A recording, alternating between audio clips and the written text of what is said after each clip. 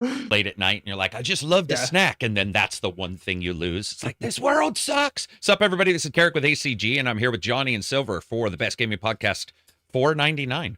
Almost at 500. 500. Whoa, are we doing something special for 500?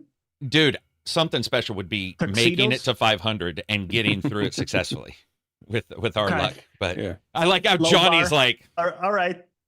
Johnny's to be ambitious. That was Bring it back down. awesome. He's like, all right, man, I see how it is.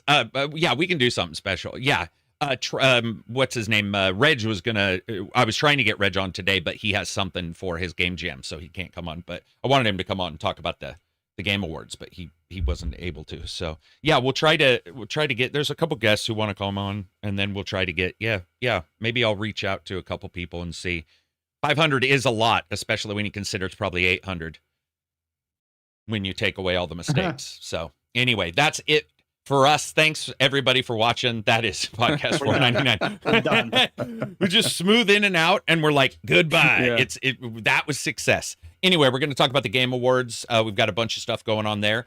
Some awesome trailers. I was telling Johnny prior to this starting, right before Silver jumped in, that, most of them I was, you can sort, they're sequels or the whatever. And so you're like, okay, I sort of get why these are announced, but they were still pretty strong. I felt like there was a lot of good games shown, a lot of not surprises. I guess there was one or two, but just titles that I think look fairly strong. Elden Ring was a surprise, a survival / I don't even know, adventure. A roguelike co-op. Yeah, co-op roguelike adventures. So that was definitely not what I expected. I mean, that was not. Also, who won was unexpected on some of these. So that, and I don't mean unexpected. I don't think any of them didn't deserve it. I just mean unexpected. In fact, I would say I was happier this year than I think I've been in the Game Awards for who won. I was the only one who got to watch it live, correct? Because both of you guys, it would have been 3 a.m. Yeah. Okay. Right. Yep. So bear with us here. They might have to look for some data, during this conversation, but I have no I idea got a who chance won to what. see it. Okay, well, we'll cover that. Like trailers. And a big thanks to Turum, who's in our Discord, has been a Discord member for years. He was nice enough, and always is nice enough, to consistently list out on any event. He always lists out every single thing that's occurring. I don't know what type of personality that is, but I appreciate we have one in our Discord because it is perfectly listed out here. So we have even the host names and when they appear are in these. So Turum, thank you very much. That's a huge help. But before we get to that, I just want to say again, thanks to Johnny and Silver for showing up as always. And thanks to you guys in chat. What's up, Robert, Omar, Spear Dusk, B1G Duck, Brandon, B1G Duck, Big Duck. I knew it couldn't just be B1G Duck. That didn't make any sense. I was like, nobody's going to use that as a username. Big Duck. Yeah, Big Duck. Josh, all right. Christopher, Robert. If I think I repeated Robert. Well, there you go. You get 2 alert. Your day is complete. You got mentioned twice if I did so. Jesus Crust, Kig, Mohammed, Corp Incorporated. I also want to say thanks. We had 30 plus people just sitting in the Discord, plus about 200 randomly yakking in the Discord during the events, and that was awesome. That was a very good time. So it was cool to do that. Looking at some of the news for this week before we jump into the Game Awards, this was a fairly dead week, actually, for like just generic news. We did have another layoff. I don't know if you guys saw that, but yesterday, No. Let me look at this. Oh, and I definitely want to talk about Crimson Desert too. I got to talk about that. That game looks awesome. Let me look through my notes here. Yeah, we unfortunately had. Wonder if that got overwritten by all of the data about Glow Up Games. They shut down. Yeah, so Glow Up Games, and then I believe there was another company that laid off a bunch of staff today. Then this week, the Double Exposure devs laid off more. So the Double Exposure devs, I believe, have had 2 layoffs this year. It's just a shitter. And also, I don't know if you guys saw this, but Sony and the FromSoftware parent company have both admitted that they're in talks for Sony to buy FromSoft's parent company. A lot of people thought that was about games only, but it's not. It's also their anime division. Sony has already sucked up multiple anime divisions, including they own Crunchyroll, right? So yes, Yeah. So there's a lot there. Both companies have stated they're back and forth in talks. I don't know. What do you guys? I mean, I don't know anything about an anime. Does this kind of conversation come up in anime, Johnny, where people worry about companies? What's the term? Consolidating. Mm. Do you ever hear that in No, anime?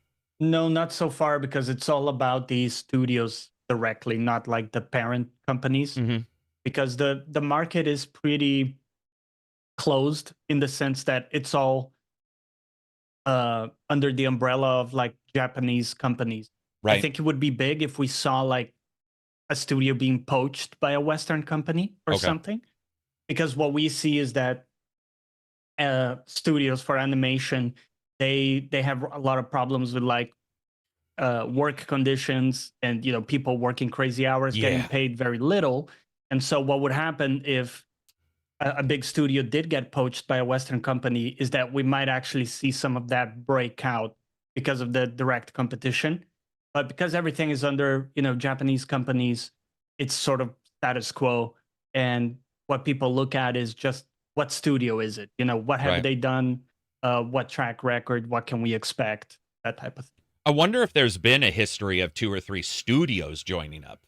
Do you know? Have you ever heard of that? Like, I mean, this is obviously outside of your like instant knowledge base, but has anything ever popped up where, or when you've watched an anime, you've seen that another studio is helping that studio? Anybody in chat, if you know the answer to that too, I'd just No, be interested. like in terms of mergers, no. Mergers but or there's even helping definitely, one another.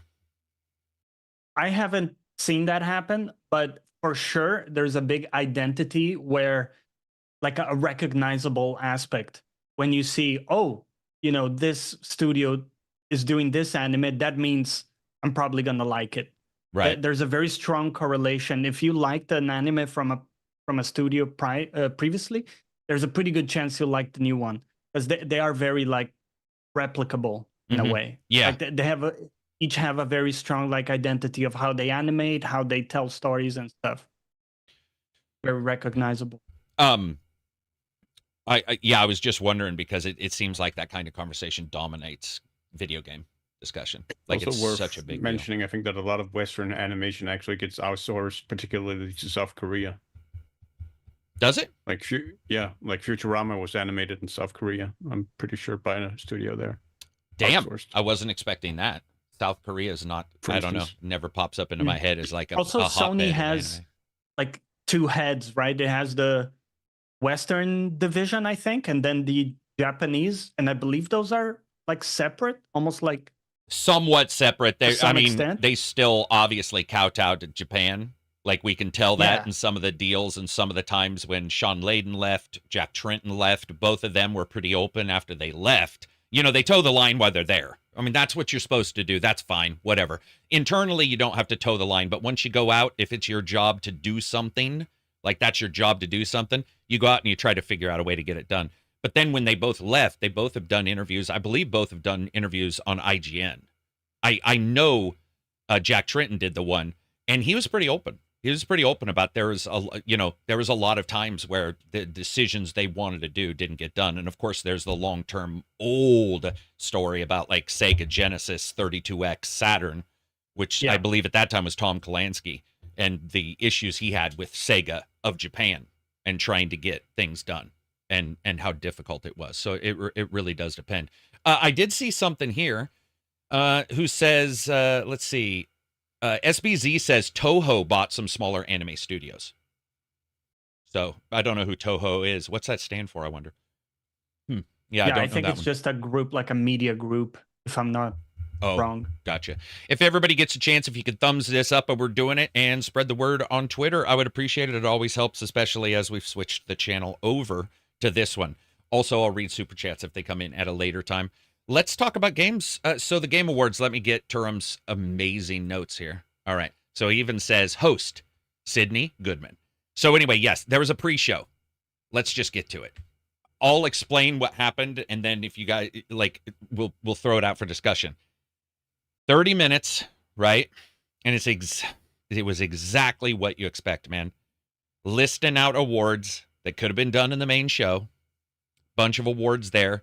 They did have the people come to the side. So imagine the stage, right? So just side stage, basically. What happened was Sydney would be talking about games and, showing a trailer here, there, smaller trailers. And then they would give an award, and sometimes the people would come to the side and get an award while she was standing there. And, they would give out thanks and stuff like that for the various awards. But I did find it funny because exactly what, the moment you see something that you sort of know could probably be done in the main show, you start getting madder and madder. And I got to tell you guys, by the time the main show started, everybody in that chat was just absolutely livid because it was games that there's no reason to not have those in the main events, and they could have the music at the end. So I'm done with saying get rid of the ads, right? Like we all know that's never going to happen. But I do feel it'd be really nice to take the medleys. I don't know if you guys have seen some of those, but like the Final Fantasy 5-minute fucking medley, put it at the end. They're awesome, though. They're amazing. But guess what happened during the event? Everybody muted it to talk. And it was a joke. I said, man, I love music. And then I muted it. And then I said, oh, man, I feel bad for saying that. But then everybody's like, God damn, I'm glad Carrick said it because that's exactly what I did.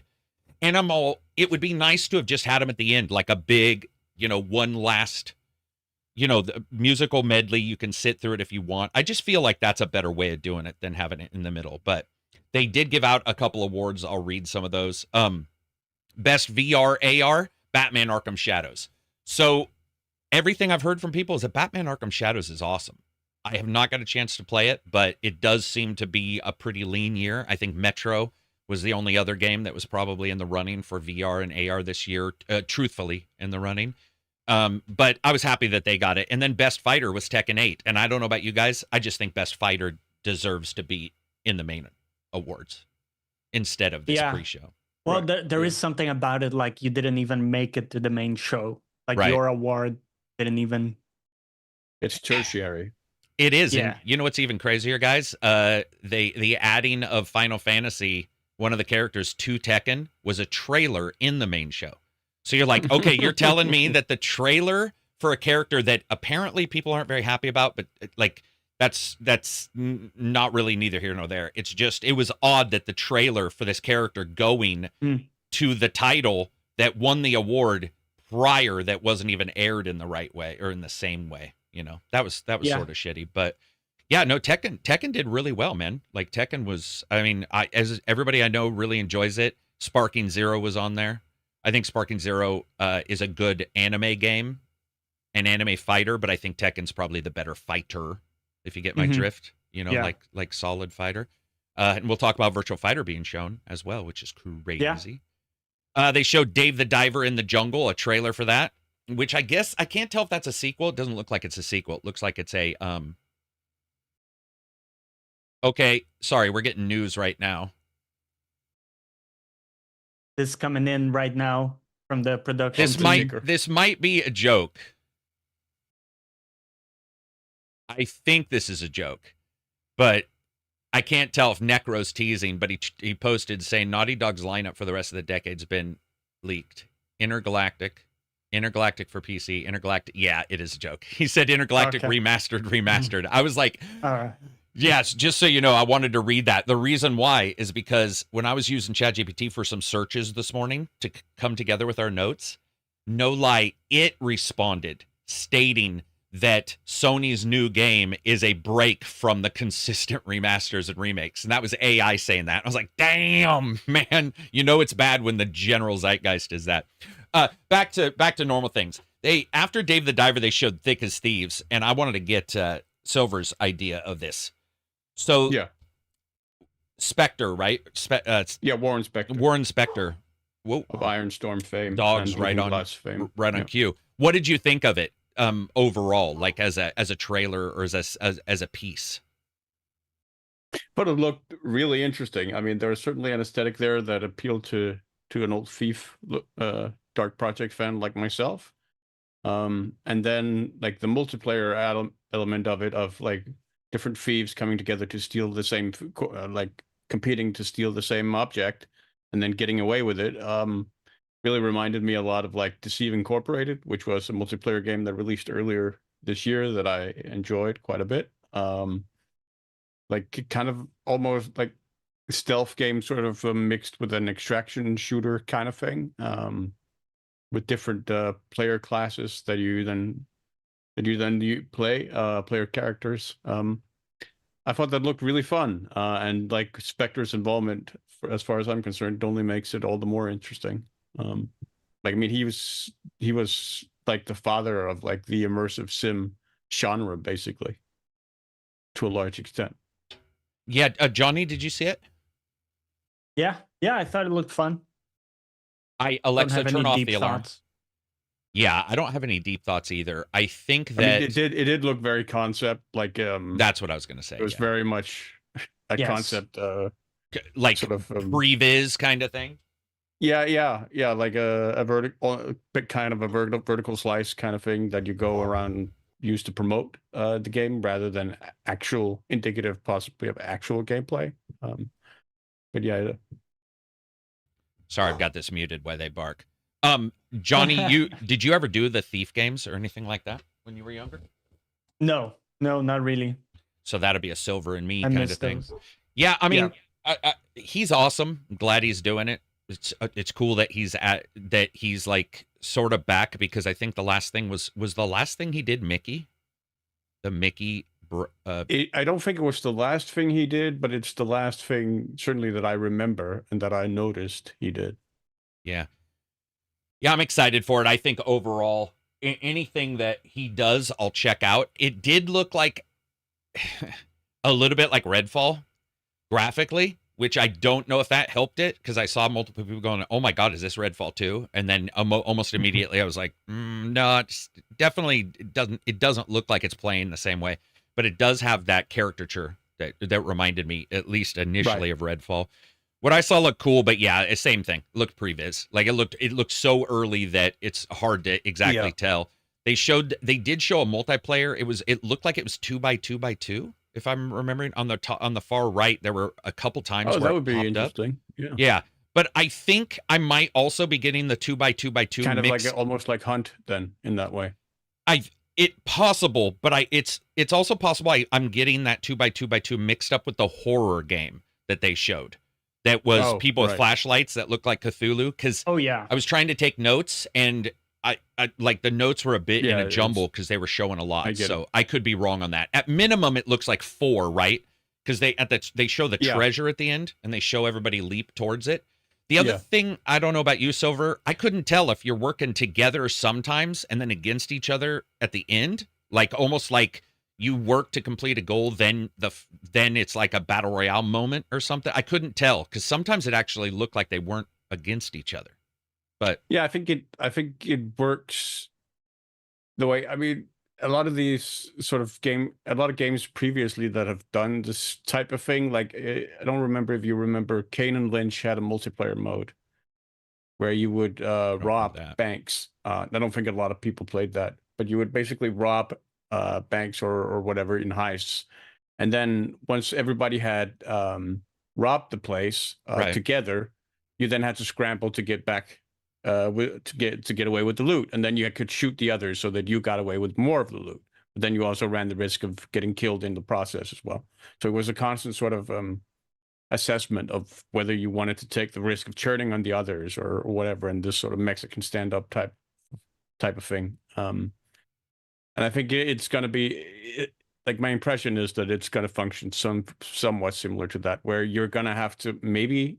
It benefits you to sort of work together to get through some of the NPC challenges or guards and whatnot. And then you can basically turn on each other at the end, because only one person can get away with the loot. I also love that element is also a part of Hunt Showdown, right? Where you can sometimes band together to take down the monster, and then you fight over the remains, as it were. That's what I was going to say. Is I love the idea of the closer you get to the end goal, the more tentative you are, because the moment you know the end goal is the tenser it gets. The tenser it gets, because then it turns and it switches. And I love the idea of everybody coming up to like a jewel and going, you know, trying to figure out who's going to touch it first, because it's like the moment you do, everybody's goddamn on you.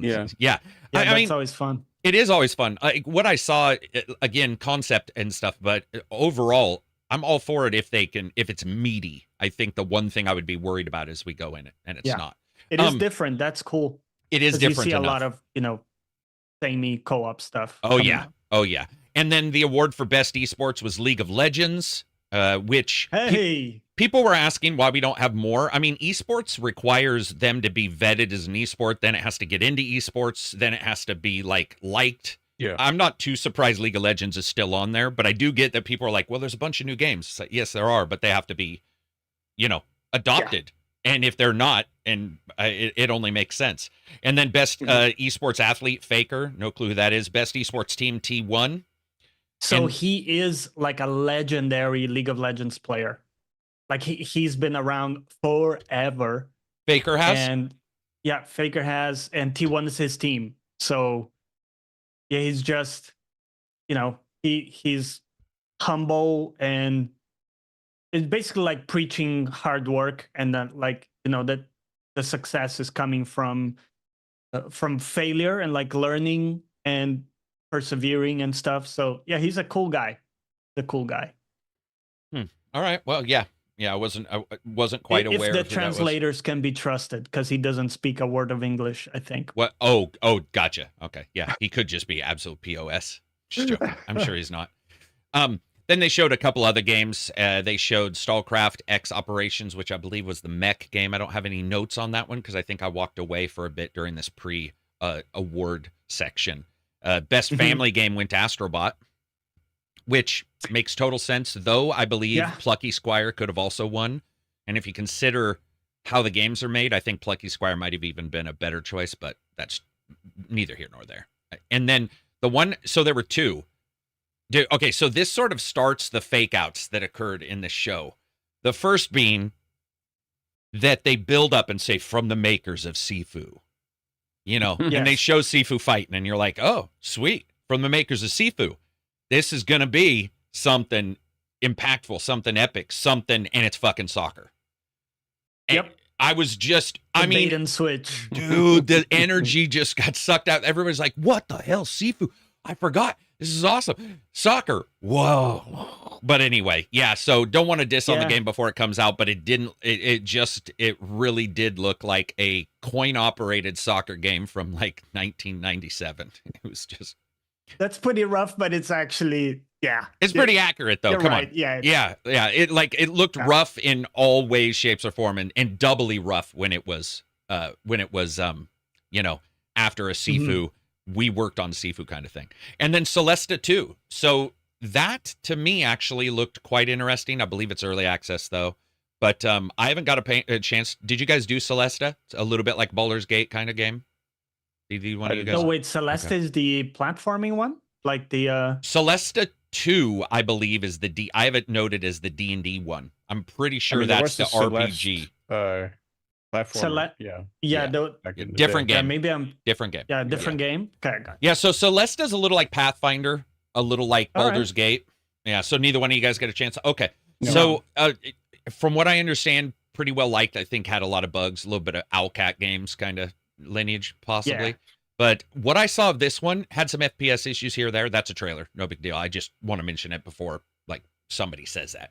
But what I saw actually looked pretty good. There were some cool character designs I wasn't expecting. It was definitely one of those trailers, though, that it feels like they took video from 7 builds. Like you'd see one and you'd be like, ooh. And then you see the next part, you'd be like, oh, wow, that looks pretty, it was just all up and down through that one. But I mean, largely it looks like a game I'll want to play. I don't know if I'll have the time, but it does appear to be something that actually could be enjoyable. And from what I understand from the people in our event watch, it's actually, I mean, at least to them, it's actually something they look forward to. I was sort of surprised, but just because a lot of times I'll jump into something like that and then be like, I'll get back to it. But then. Okay. Yeah. Celesta. Right. Yeah. They sound similar. They do. Now I gotcha. Yeah. Then the main event started. We'll skip the Muppets. Yeah. I don't know. Got Muppets. Best performance, Melinda Juergens. Let's see. That was the Hellblade 2. That's Hellblade 2. Character. Yeah. Now she's won twice, right? She won for Hellblade, didn't she? I believe so. Yeah. Dude, that's awesome. She's great. Yeah. Not only that, I don't know what you guys think, but I feel like performance-wise from an actor, there's few games that are that dialed into one person. So it felt to me like Hellblade 2. Intense, right. yeah. Hard to do, a lot of different emotions. And it was pretty close to a movie. You know, the game itself was very And but a I lot mean, of, a lot of very significant close-ups. Exactly. And a lot of changes in emotion depending on what the voices were saying. So I actually felt like that was insanely fair. Like that was I mean, she, you know, if she had won already for Hellblade, and then I felt like Hellblade 2, at least the acting was even better in 2 than in 1. Maybe the gameplay was a little less in 2. Like, well, not maybe, I think it was, but it's like when you look at it, her performance is still, the requirement for that job is higher, I feel like, in that game than, say, Uncharted. It's just like you look at that game and it's like you're zoomed in on this one character the entire damn time. It just feels like that was a major thing. Both you guys, that's true. Have both you guys beat Hellblade 2? I have not. Have not. Yeah. Okay. Did you play any of it, Silver?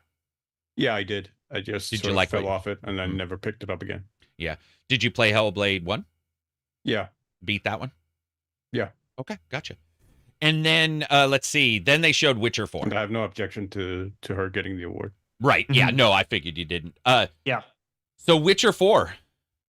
Damn. Expected? Unexpected? What do you think? Very expected Ciri, to happen, but not so much at this event. I wasn't really thinking it was going to be shown. But what did you think overall, Johnny? Like, was there any parts of the trailer that caught your eye? I liked the fact that she has her own powers adding to the mix on top of the already recognizable I forgot what they're called, like the Witcher magics. The the signs. The signs, thank you. Yeah. So on top of the recognizable ones there, I liked it. Yeah, we got to see more gameplay, of course, but it was very cool. I like how they showed the cinematic where they're panning in this scene where like these plebs are talking, right? And you see someone with 2 swords on their back, and it's not even in focus or anything, but you go like, okay, I see what you're doing here. I like the way they've set that up. And overall, I'm all in for it. I love the idea. It reminds me of Miles or Spider-Man, where they took already a really solid movement system for the combat, and then they added like new powers and stuff with the electricity. I thought that worked super well, and I'm excited for this one to do the same, where maybe it takes the signs and it builds on that, or maybe there's a whole new system altogether. Because in the original you had like a normal sword damage, you had signs you could level up, and you had alchemy, where like the 3 branches you could kind of go into. It would be cool if you had like a 4th in this one, which is this other magic system. Yeah. What did you think, Silver? If you haven't got a chance, what do you think of just? I saw it. What did you think of it? To be honest, I find it pretty derivative. Like it's a trailer they've basically made quite a few times now. I felt like for The Witcher, it reminded me a lot of the very first intro sequence for Witcher 1, where Geralt is fighting a monster through a castle. It reminded me a lot of the intro or the trailer they did. Basically, I found it to be a mix of 2 trailers they did for Witcher 3, which is the one where he's hunting monsters, when he kills people, and the other where he is hunting the Bruxa vampire in the barn. Like it was basically those 2 trailers meshed together again in a new kind of form, I felt. So it was very familiar. But it looked good. It's more Witcher. Yeah. And yeah, I mean, their cinematics have always been great since really. I mean, even at the time, I felt like the cinematics in the first Witcher game were pretty decent, and for Witcher 2, they really stepped up that game, and they did it again for Witcher 3. So it looks promising. Yeah, I actually would agree.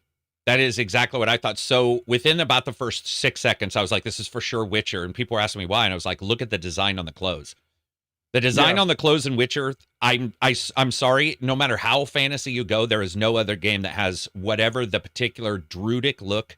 There's a foresty look to everything. There's like a fantasy look, but there's something about it, about the belts even, and how they put them together. And the girl's father looked a lot like the Peller character. I feel Thank like, you. from Yeah. Witcher 3. That's yes. So that's who I thought it was. Clothes.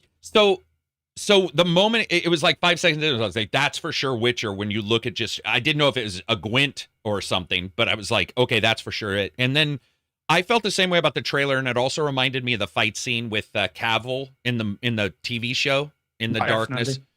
And this harkens back probably to possibly them hiring a company to do the CGI trailer, which has happened before. I don't know if they do that. It's completely possible they did for the CGI trailer, which is why sometimes things can look a little samey, because it's like, here's the idea. For Witcher 3 as well, I believe. Yeah. But exciting nonetheless, because it is another Witcher. It's like, I mean, overall, Witcher 3, once it was patched up a bit, got what I would consider to be... I don't love the combat in Witcher. I find him a little stovey, a little Mass Effect 1.5, 2.5. Like, he's in the middle there, where he feels a little stoved up sometimes. And then sometimes to move. Well, yeah, there's that, but there's something about him that just feels stiff. Clunky. A little, but, and it was much more day one. Obviously, that game had a lot of problems day one. Interactions, there was a bunch of things busted, but it's got up and running, and it's a classic game.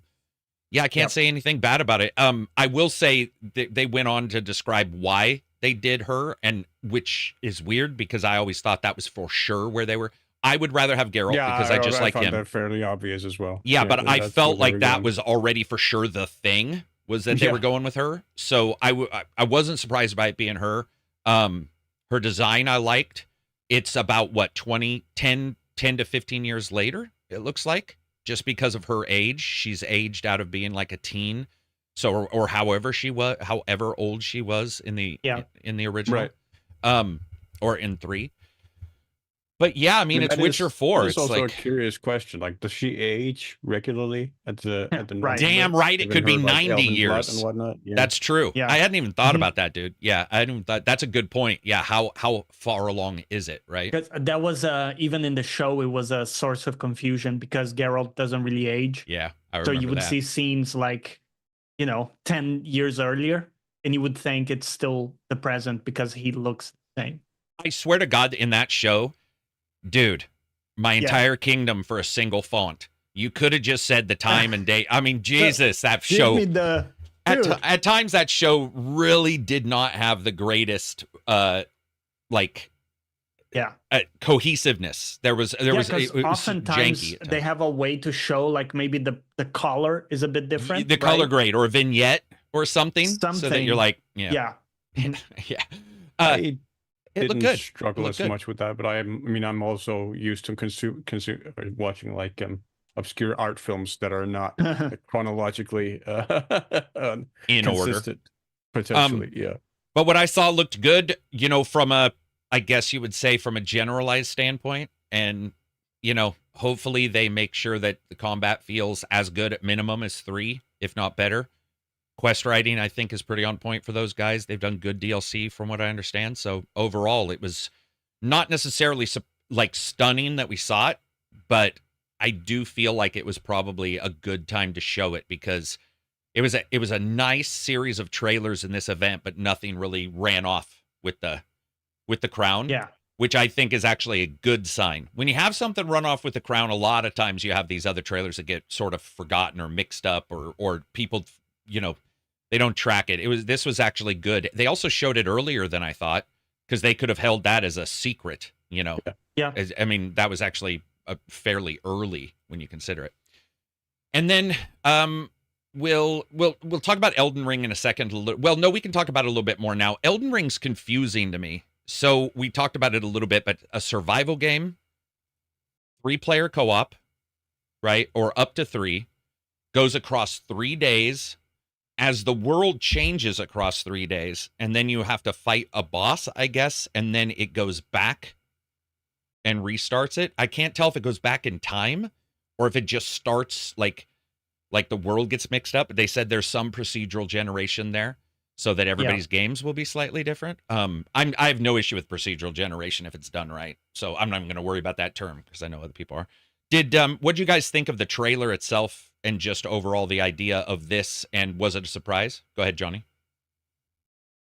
Surprise, yes. I didn't expect like a Elden Ring spin-off necessarily. I thought they were done overall with Elden Ring. Mm-hmm. I liked some of the innovations, I guess you could call it, in terms of movement. We saw wall jumps, like people jumping into a wall and then jumping off that. That's very bold, I guess, or just not like FromSoftware. FromSoftware has their very like stable set of moves that are allowed in their games, and they rarely stray away from that. Even in Elden Ring, we have a few new ones like the horse, right, and jumping and stuff. But yeah, that sort of stuff really surprised me. The gliding also we saw some gliding. I don't know how much we'll be able to do. Isn't And we definitely something like Sekiro with the like grappling hook is something new they did for movement. Yeah, but I thought where the grappling is very fixed, like you can grapple here. Yeah.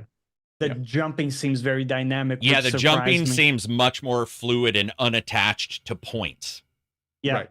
Yeah. Okay, gotcha. And Tarek, you always talk about the chain weapons. I saw some really cool chain weapons there. Both like players and then bosses. With some awesome. Yeah, there was a dog with a chain. It made no sense, but it was awesome. So I'm into it. He broke his chain. He's just swinging it around. He's like, Rah! And then there's a second dog. Like, okay. Yeah. It's cool, true, man. Yeah. The other dog's like, I wish I could break my chain. What did you think of the graphics? I felt I didn't see an improvement, which I wasn't expecting.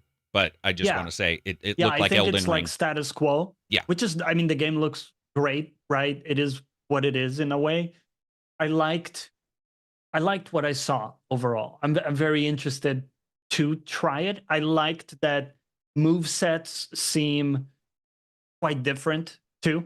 Like you saw what the players could do. They had moves that are like gap closing, moving back and forth and stuff like that, which again breaks a little bit with the tried and true tradition. Yeah, tried and true.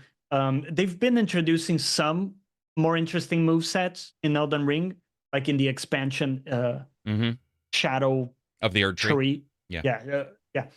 So there was some new stuff there, but I liked that. Overall, I think cool. I'm liking, in a way, the trend of having this like roguelite version of games coming out. Right. Like ever since, I think it was with Returnal, that was sort of the first maybe double AAA roguelite that we saw. And then from there, we saw people try it with, I think, Valhalla, Assassin's Creed. We saw it with Ragnarok, God of War. A few games have done it. Dying Light 1 and 2, I believe both have a rogue style system. The Towers in 2. There's also a Dying Light we should talk about later. Well, we will. From the show. Yeah. But would you play it, Carrick, do you think? So this is so I'm a huge fan of expansions that are unrequired, that don't require the original. Standalone? And that's what this one is. And so to me, seeing that, I'm much more liable to jump in, even if it's like somebody can import their character, or I can make one. I like the idea because it's also an event. It's different than normal DLC. Even if this is DLC as an expansion packed as a standalone, which, by the way, isn't the only one. We'll talk about some others. I do like that, and I'm okay with it, because it also means somebody who looks at Elden Ring and goes, I don't want to do what Elden Ring is, but I do want to do what this is. And with my friends, it doesn't require an extra $30 to buy Elden Ring on sale or whatever it costs. It's just like you can jump in. I actually find that great. Yeah. Especially if they allow importing, which I don't know. Anybody in chat, if you know that, I would assume they do, but if they don't, whatever, they'll have to explain that and they'll figure it out. But overall, I do. I like the standalone expansions sometimes as just easier to jump into. Yeah, dude, there's a lot of people who look at Elden Ring. A lot of people, even in like my personal family, who look at Elden Ring and go, like that's it, and it's not like I don't like it. It's just that's too much. But then you say, but then you say, well, this game costs 3 days. You can go with friends, 3 people, co-op. Got parkour that's better. Controls are better. It looks like more fluid. Yeah, more like a adventure. Yeah, bit more suddenly casual. that person is like, okay, well that like, and then you're all starting There that is the same PvP aspect, right? right, and you're all starting day one in the new thing, which I really like. I mean, you'll hear that as like what I talk about a lot. I like when everybody can start on the same level. It's why early access 3 days I hate. It's why early access at all I don't necessarily love, because you have these weird levels in which people jump in. I like here that at the very minimum, if you know the date and time it's coming out, you can all jump in at the same time. You can play your expansion. What about you, Silver? Have you seen this one? I don't know if you saw the trailer for Elden Ring. Did you get a chance to see it? I just watched it actually. Okay. I mean, it looks a lot like Elden Ring, I guess. I think I'm getting a hard sense of how it would play as a roguelite just from what you saw. Yeah. Yeah. I think the big thing would be parkour, right? Like parkour would be, or whatever you may call it. That's a big help. Did they have the horse? Calling what I saw parkour though would be very, very generous. Well, you have to be for Elden Ring. Yeah. I mean, it is parkour in the Elden Ring world. That's some straight up, just by the low level of like real movement. Did they have the horse in the DLC expansion? Was anybody riding a horse? I didn't see a horse, now that you mention it. I saw the gliding. I saw them running together, fighting enemies. No, I think you only had the eagle or whatever there. Yeah. Yeah. Okay. Maybe no horse. Or the hawk.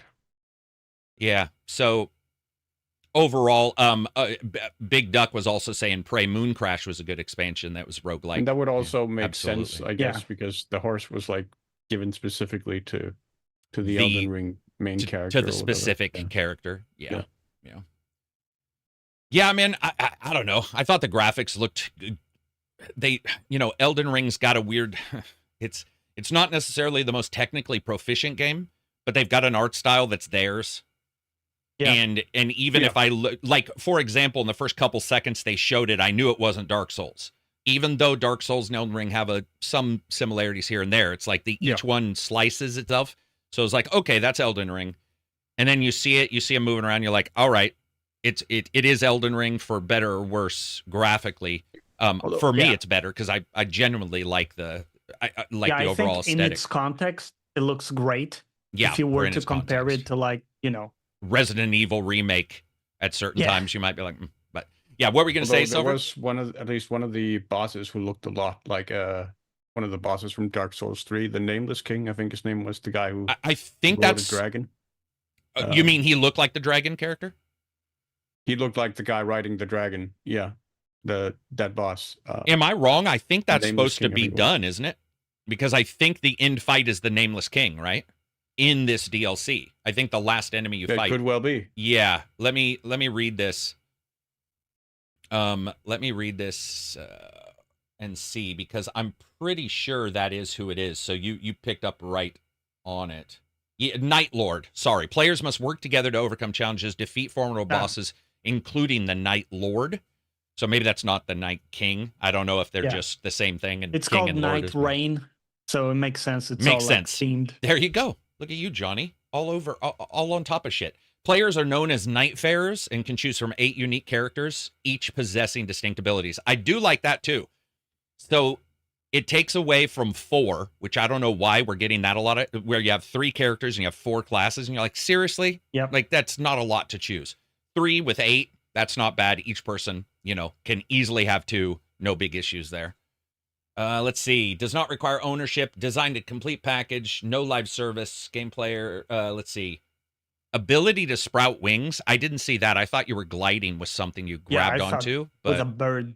Yeah, a hawk or eagle or whatever it was. Yeah, a hawk or eagle of some kind. So, yeah, but either or. Yeah, dude, I will say this. If there was a surprise at the show, to me, it was actually that. Because I did not expect an expansion, let alone a standalone expansion right after Erd King. Because Erd King was this year, right?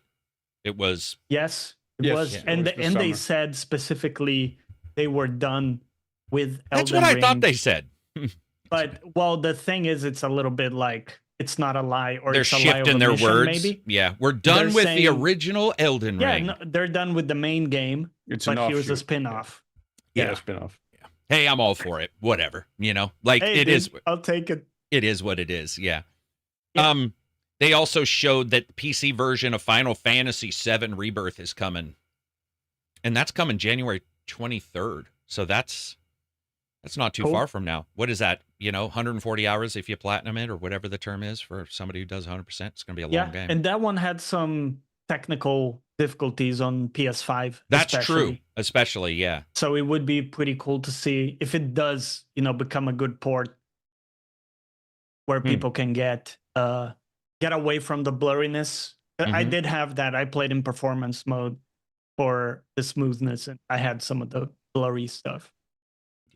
Yeah, so did I. I mean, I think with the PC, good, though. Still good. Hopefully they don't turn ray tracing on or something, you know, that you have to run it or whatever. Yeah. We get another Indiana Jones kind of situation. But they also did an award for action game, and Black Myth Wukong won, and I got to say, I felt like that was completely fair. I was like, as a pure action game, I really like Black Myth anyway. I feel like it was a fair game. There's a lot of good games. I was telling Johnny, I think Silver had popped in, but if he hadn't yet, I was telling Johnny, might be one of the first awards where whoever won, I did not feel, you know, as put in out. All the candidates were really good, or I felt, well, I can't speak that they're all good because I've played them all, but I felt that they were all names I had heard. They were in the ballpark, and they were, and whoever won, it seemed like there was a good reason. It was like, you know, like even game of the year, I saw some people and I was like, as a game of the year, taking into account, we're not talking presentation of the year. We're not talking, you know, best voiceover of the year, but a true, like, everything coming together as just a game experience. Yeah, I didn't really have any issues. As a package, as I say in reviews. Which one won game of the year? Astrobot. Yeah. Okay. And then they also, and this was weird, they had so many Lenovo Legion Go commercials. It was nuts. I don't know why. Over and over. They have a new... It's like subliminal messages, dude. And they have a new device coming, so I don't know why it was the old one. I mean, probably to get rid of old stock, right? But it was like, after a while, those commercials, you were just like, damn. Then they showed Fragpunk, which I believe is coming to... I think that was for PlayStation and PC. I could be wrong. I know that's on Xbox now. That's the shooter with the cards that you throw, and they change the world, shrink enemies' heads, so it's harder to snipe them, that kind of stuff. Yeah, the cards look fun. As a mechanic. Yeah, as a mechanic, some fantastically large changes to the enemies, which I always want. When I do a power in a game, I want it to hugely affect, like a power, right? Like a real power. It's not just 10% damage to your teammates. It's not Path of Exile bullshit, right? That piece of shit like Path of Exile 2. It's not like that piece of shit. Just saying it to piss everybody off. Let's get some people angry today. Next up was Killing Floor 3, and I got to admit, I was not excited, but I'm actually, you know, very interested in it. Killing Floor has always been messy. It always looks like Killing Floor is ready to fall apart. Like when you're playing it, like I don't know why, but it feels like it's a game that's on top of an emulator that's on an emulated OS already. There's something about Killing Floors that are so messy, but it still looked really fun, man. It looked really fun, and I do want to play it. I played all the Killing Floor games, at least a little bit, and actually quite enjoyed them. And then Steel Hunters, another mech game. There's actually three mech games. I was pretty surprised because mechs didn't seem like a thing anymore. Yeah. But some big ass robots looked pretty cool. Actually. Yeah, and some fast ones. There was like one that was more ballistic and slow, and then one that was just super fast. Mecha Break, I believe, is the fast one that was just like... And I think we saw some like destruction that looked pretty cool. Like, you gotta have destruction when you've got a giant mech, right? If you don't, you're missing half the battle. And then let's see, The Outer Worlds 2. So, honestly, this might be my trailer of the show. I had a smile on my face when I watched this one, man. Yeah. Dude, the graphic, it's still Outer Worlds, man. Like, and you even recognize some of the places, but the level, there's something about Outer Worlds that already appealed to me in the 70s sci-fi aesthetic. And then whatever they did here with like the layering of detail and stuff, I was just like, oh my God, that's exactly what I was hoping this game would look like. Yeah, and what they were saying, like, you know, more weapons, you know, more locations, or like, you know, that was kind of what I wanted, actually. Just and the humor seemed to be there. More of those. I have a question for you guys. Both of you guys played Outer Worlds? Yeah. Okay. Yeah. Would you want the locations to be larger? The No. plant, you're okay with that, about that location size when you land, have that open area? So it reminds me a little like KOTOR. What about you, Johnny? Would you want bigger locations? I'm okay with the size. I would like more variety, maybe. I think I would prefer more locations rather than bigger. Okay, that's a fair point. I would be happy having one big location, maybe. So let's say, like, in the middle of the game, there is this sort of big location you return to and stuff throughout the game. That would be cool. We had like one bigger one, maybe like a city, which it's a bit more fleshed out with more population and stuff. But I actually like the smaller bite-sized nuclei of people. Yeah, like bite-sized. I would say for type. me, especially as somebody who's played it so often, I would say I personally would like it a little bit bigger, but we'll just have to see because, like you said, it just all depends. It looks more detailed by a great amount. So if it is, there were places in Outer Worlds that were super detailed, but then there were also, it's an Outback Steakhouse kind of game. Like you're always going out in the Outback. You're always going to these places that are like Firefly or Serenity, the movie, where it's like Western outpost towns. Yeah. So it never looked, even their main city didn't look great in Outer Worlds 1. I actually felt the main city was my least favorite place in that game. It felt almost cookie cutter, like they didn't know how to make it a thing. The 4 streets. Yes. Kind of. Yeah. You had like your small town main street with the single sign, that the kids were shooting with 22s. So it looked exactly what I was hoping for Outer Worlds. And they had a sense of humor. They had that circus master looking dude at the very end of it that I was like, okay, that guy's questionable already. He reminded me of do you guys remember the guy who sells elixirs in Red Dead? Like, he's got that top hat. Yeah, and he's got that questionable way about him. So I really like that. And I just think Outer Worlds as a whole, one of the nice things about it is it looks like nothing else. Anything else, whether you like it or dislike it, the fact is when you look at Outer Worlds, it's like that is its own thing. It doesn't look like other sci-fi games. Doesn't look like it's just its own thing. Whether it be color processing, how they've done the color work, their characterizations, the sort of caricatures that they have, it's its own thing. So, yeah, it was probably the surprise of the show for me because I was not expecting it to look. I was not expecting it to be that detailed and just look that good overall. Chance, $5 super chat. Happy Friday. How are my boys doing? Cheering with my pina colada margarita. Thank you very much. Get drunk. You can drink every time I say the word literally. Literally drink every time I say the word literally. I would say though that when you look at it where it is, they said it was summer, right? Of 2025, I believe, for that one. For Outer Worlds? It was just coming 2025. Did it just say coming 2025? Okay. I think so. Yeah. That brings up the other conversation that's beside the Game Awards. You definitely saw that the rumors were true and that a lot of publishers are hedging their bets against GTA 5 or 6 because a lot of people just said 2025. Somewhere in there. Yeah. But a lot were not. And it was just like, and especially for the next year. So I could expect a 2026. And that's it. But these were 2025s, and some of the games look far along, which to me indicates they're looking at GTA 6 and going, damn, like we gotta check this. Make sure we don't get absolutely annihilated. And I think we have 2 or 3 games that are releasing on March 6th. I think we have 2 games on March 6th and a couple others in March. So gonna be packed. I mean, and that's if GTA doesn't get delayed, right? Out of 2025. So there's always that. But yeah, I mean, yeah, you would think Rockstar would show something like in a month or so, maybe like in January, start of the year, maybe, if they're planning on sticking to the release date. But yeah, who knows? It's so funny because every Game Awards, I have to have the same conversation with people. GTA will for sure be shown. People need to understand GTA 6. GTA 6's trailer numbers are 10 times the total watch numbers of the Game Awards. It is ridiculous. It's not even, they are bigger. Their trailers are bigger than the entire Game Awards.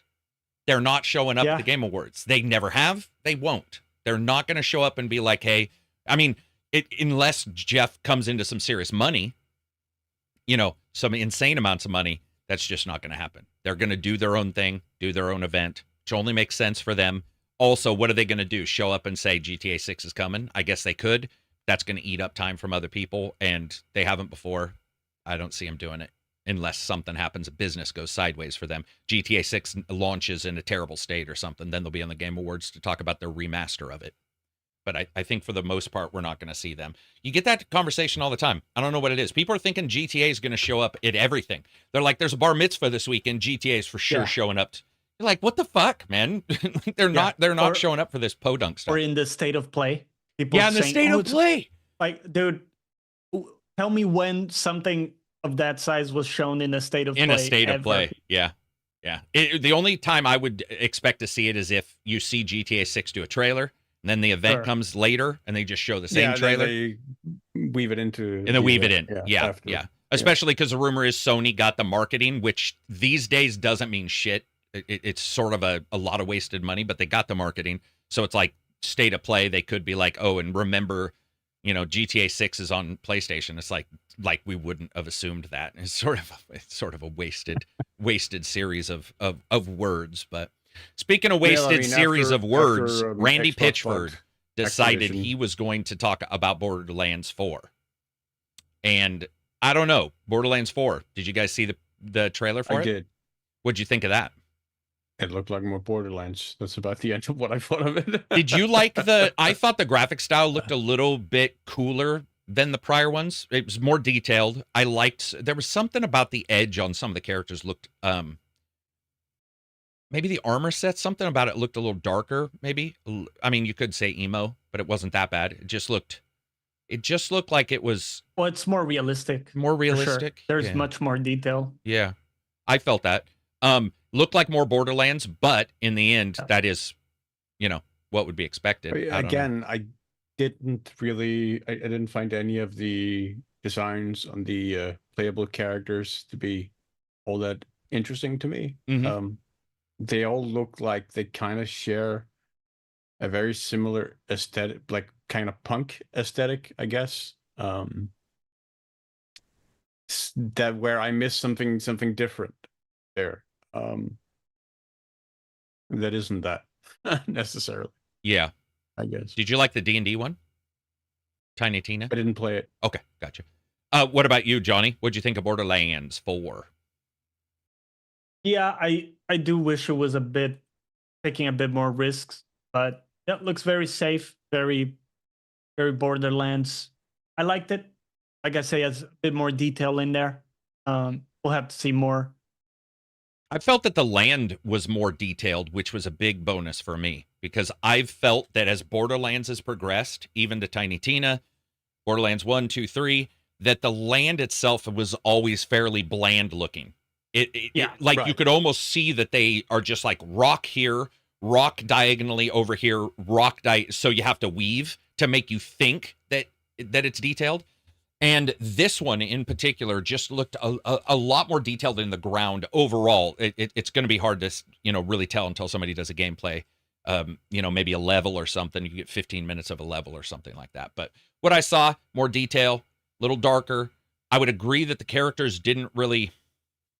I don't know, man. This is weird. I'm into Borderlands for just the shooting, which can be very fun for the most part, and the powers, which a couple powers they pulled off, I was like, ooh, I like the look of that. Like, that looks cool. But the actual characters, I've never been a huge fan, so that's on me. I don't know about you guys, but I'm not... Somebody will say, most people hate Claptrap now. I think we've sort of come to the end of the Claptrap fame. But you hear people say, oh, I love Handsome Jack or whatever, and I've always found him to be, I don't know, not grabby enough for me. And so I'm okay with the characters not really being a thing. We'll just have to see how the story plays out. The main bad guy looked like a Road Warrior kind of dude or something. Like, it was hard to tell. It was hard to tell even who the main bad guy was. That's the other thing. Visually, the information you get from Borderlands sometimes is like everybody is just a mess of items on their body. And so it's just like, who matters in this group? Who's the leader, kind of stuff. Who's I did the shiny feel new like kid? the overall design, it looked like to me, of this one is the least Mad Max inspired that I've seen Borderlands be. Is that a positive for you? No. A negative? Or is it just Yeah. a negative? Gotcha. Yeah, I would say if that turns out to be true, because I noticed some Mad Max, but I definitely, like, thinking back on it, it might have been less so. I do like the Mad Max aesthetic. So it might be a less grabby for me as well. We'll just have to see. But I thought the shooting looked fine. I mean, it's Borderlands, right? It's like 3 didn't hit, 3 had some serious issues, but overall their shooting has always been Borderlands shooting. And did you guys see them running through all the loot at the end part? They're running, you just see purples and green, and I was like, all right, they know what sort of appeals to people, right? Is the weapon drops. And that was the other thing, guys, I was going to say about Borderlands. Do you know what I would love to see, man? And I don't think Tiny Tina did this at all. In fact, this was my biggest complaint with Tiny Tina, is it did not flex or use the D&D world in the weapons nearly as much as it should have. In fact, it felt at times like it was Borderlands with the skin. What I would like to see in this one is more weapon manufacturers, like somehow do more afflictions, do more, like more elemental damage in different types, what have you. Because after a while, you find yourself just looking for the next flame shooting gun. You're just like, all right, I'll just, I'm always looking for this. Yeah, it gets samey. It gets over samey. time. So, yeah. Anybody in chat, they're already talking about Borderlands. Borderlands died with the 2010s humor. I don't hate Claptrap. Is that something wrong with me? No. Really don't care about Borderlands. 10 years ago, they were relevant. Now they're just tired. I don't know if that's relevant. I mean, looking at the games we're getting right now, I feel like Borderlands is pretty relevant. I mean, well, shooters as a whole are pretty relevant. But Borderlands, name might be less so, yeah. Yeah, I do think, it's probably the least relevant it's ever been. Yeah, it's funny because I don't even know if that's a sign of Borderlands. Like, that's what what I'm saying is I'm not 100% sure that's even a reflection of Borderlands as much as is a reflection of just sheer ability for us to get a ton of different games in each genre now. You really got to nail it, right? You really got to, you got to put it all out there if you're doing a trailer these days. But hey, right there. Just better writing is what people want. I would agree with that because I'm going to be honest, I can only remember 2 characters' names in the entire 5 games I've played. Well, Tiny Tina, Handsome Jack, and Claptrap. So I remember 3 characters total from the entire series. I just don't.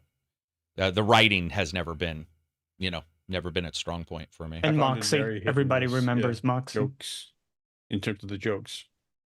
Not everybody. Even back then. Yeah, the jokes are. I don't remember. I don't even know what Moxie is. Like the bar lady with the big cleavage, giant tits. Yeah. Yeah. No, I don't remember her. Yeah, I agree. Silver. The humor needs to change, right? Because humor is definitely humor is definitely changed overall. Maybe. It felt old. I don't know. It has its appeal to those fans, I guess. So maybe it doesn't. But yeah, for me, I just found it very hit and miss. Like some jokes landed and a lot didn't.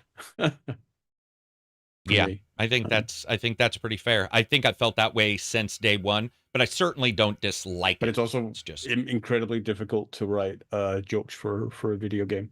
Yeah. It's going to be a difficult one to do. Then Tekken 8. And impossible to write them where they actually remain funny over time. Yeah, you see that a lot of times. Somebody be like, I went back and watched this old show that, people said was good. And it's like, yeah, it's a sign of its times, man. Especially if it's like Friends or something where it's literally about friends at a particular time in a particular city and particular rent was a particular there's a billion things that all made that relevant at that exact time that don't necessarily make it relevant anymore. There's obviously classical humor. I want to say Tekken 8, Clive Rosefield. I think, is it Rosefield? Okay, gotcha. Yeah, I think so. So added to Tekken 8. What did you I mean, you guys aren't fighting fans either too much. It seemed to fit in pretty well with the aesthetic. Yeah.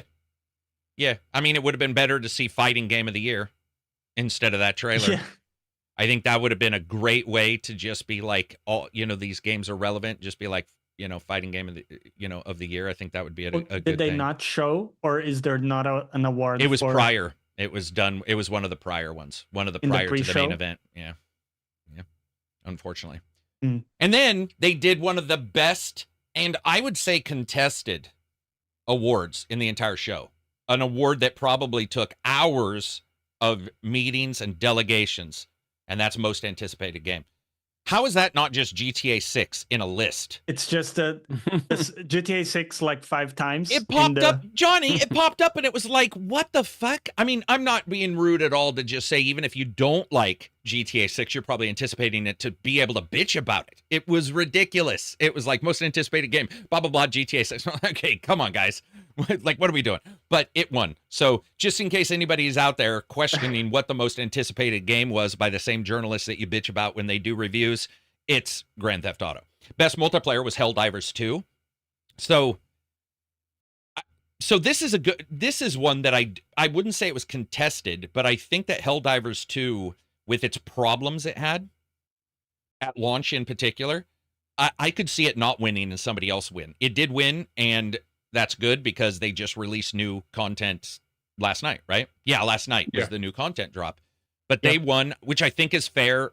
It did have a lot of issues, but overall throughout the year, I think when you look at like games that are being played, there were a lot of games on that list that were fair. But I mean, Helldivers 2 is... And they won Best Ongoing too. So yeah. Well, we'll get to that one. But yeah. You're spoiling all my off and on awards, Johnny. I'm just joking.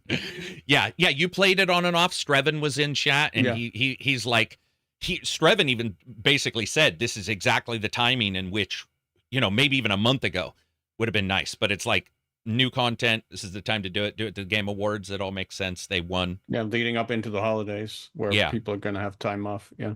Like Next, we had, I saw the player count actually after after the content drop.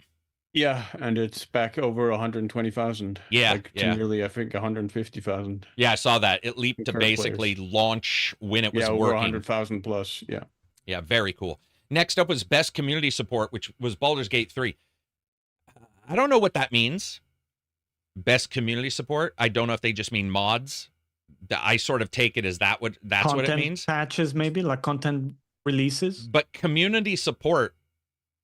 Yeah, I have no idea. It could be creator interactions. It could be a lot of things. Yeah, it could be a lot of things. And this is on me. I just didn't investigate this one because I've never really understood which way it swings. Does it swing community to game, game to community? If it's community to game, it's a cool award because it rewards the community. Like, so this community just to read out what they say on the website, recognizing a game for outstanding community support, transparency, and responsiveness, inclusive of social media activity and game updates and patch.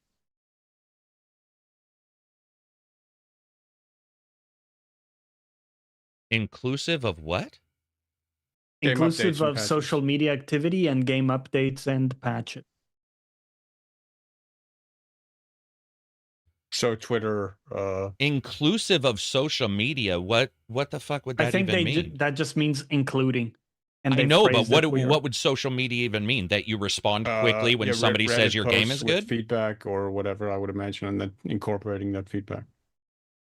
Yeah. Or Twitter. Yes. I would assume like responding to feedback maybe, and bug reports and stuff. That's what it sounds like, I think. I feel like a lot of that shit is gameable. And a lot of that shit is impossible to measure. But a bit vague, isn't it? It's a weird award. Hard to measure. It's a weird award. It's a weird award. How about this? I'm going to say it this way. Fuck their score. I'm going to actually say it's a reward for the community. It's the community of supporting the game. Baldur's Gate 3. Oh, makes sense. The community itself. Yeah, community. They do a bunch of mods. We'll give the award to the community. Like, I don't know. I don't like that description of that award. That's just me bitching. Yeah. Best art design was Metaphor. So that was the one that was contentious. I agree with it. I do agree. I'm not saying yes, because I don't have to like the art design to realize that they Right, went yeah. with something completely. That is a different looking game, and I'm going to celebrate that, regardless of the fact that I actually don't like its look. It turns me off, especially as I've seen people streaming it in our Discord. I'm like, ooh, that's for sure not me. But in the same way, Persona took a while to grow on me, because Persona's got like a mix of graffitis and all that shit. Same way, this game's got the same kind of things, weird HUDs. I'm okay with it. I'm okay with it. I mean, it's not my jam, but as an award, I think it's pretty fair for Metaphor. Did you either one of you guys? I know Johnny played a bunch. Actually, I don't know. I apologize. I shouldn't even have said that. Silver, did you do Metaphor? I did not play it, but I did see the art style. Gotcha. Johnny, did the art style get tough to deal with 100 hours in, with it being so just big? No, I think it. There are some aspects of it that I'm not a big fan. For example, the well, they're called archetypes, but the personas, if you want to compare to the other games, Sure, they are not too inspired, in my opinion. I think that they kind of look, pretty interchangeable at some point. But a lot of things are phenomenal in the art design, like some of the menus, the character design. And yeah, a lot of it is like top notch. And then there are some areas where I'm not as a sold huge on it. fan. Yeah, as sold on it, like the personas, like I talked about. And also some of the 3D environments. Some were solid, and then others weren't as nailed. It's kind of like a hit and miss. I like that they shot for it, because Persona 5 had a lot of JPEGs for backgrounds. Yeah. Static JPEGs, and they move away from it a great deal here with like fully fleshed out 3D environments, which is cool. Some weren't that inspired, being honest, but again, there's so much that was really inspired that I think it's well earned. Yeah, I think that's a very fair award to give to them. Next up, Splitgate 2. I can't wait, man. I was a big fan of Splitgate, and seeing like, yeah, it had its issues. There were, I mean, for sure, but I really liked the moment-to-moment gameplay of Splitgate. I loved, so I'm excited for it. They showed a preview of that, and it looked awesome. I can't wait. I haven't got a chance to do any betas or anything, but I'll definitely be jumping in. Yeah, and that's March 6th.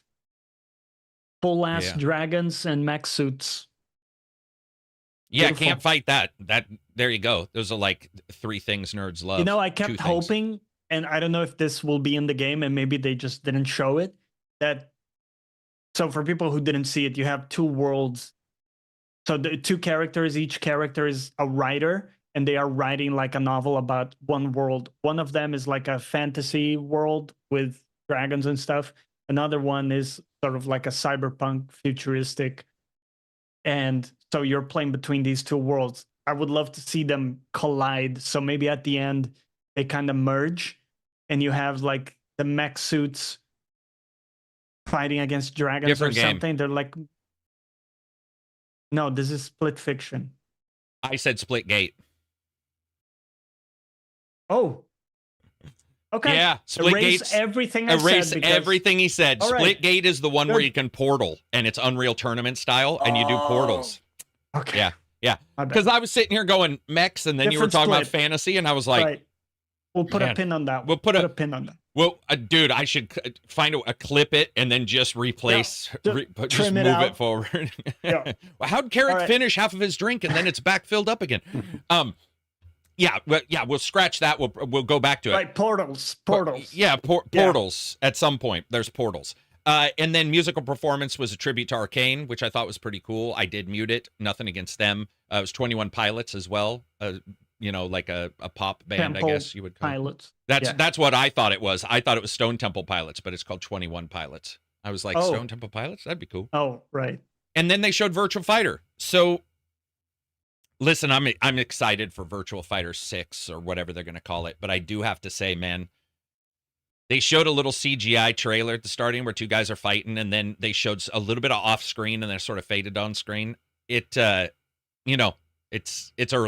It definitely looks early. It's early. Yeah, it's early. It's early. I can't wait. I want to see it. I'm excited for it, but it's early. And it's the same devs as Yakuza, right? I saw. No, Virtual Fighter no? is Virtual Fight. Well, okay, wait a minute. There were two. Project Century was the one that showed that the Japanese protagonist walking around the open world.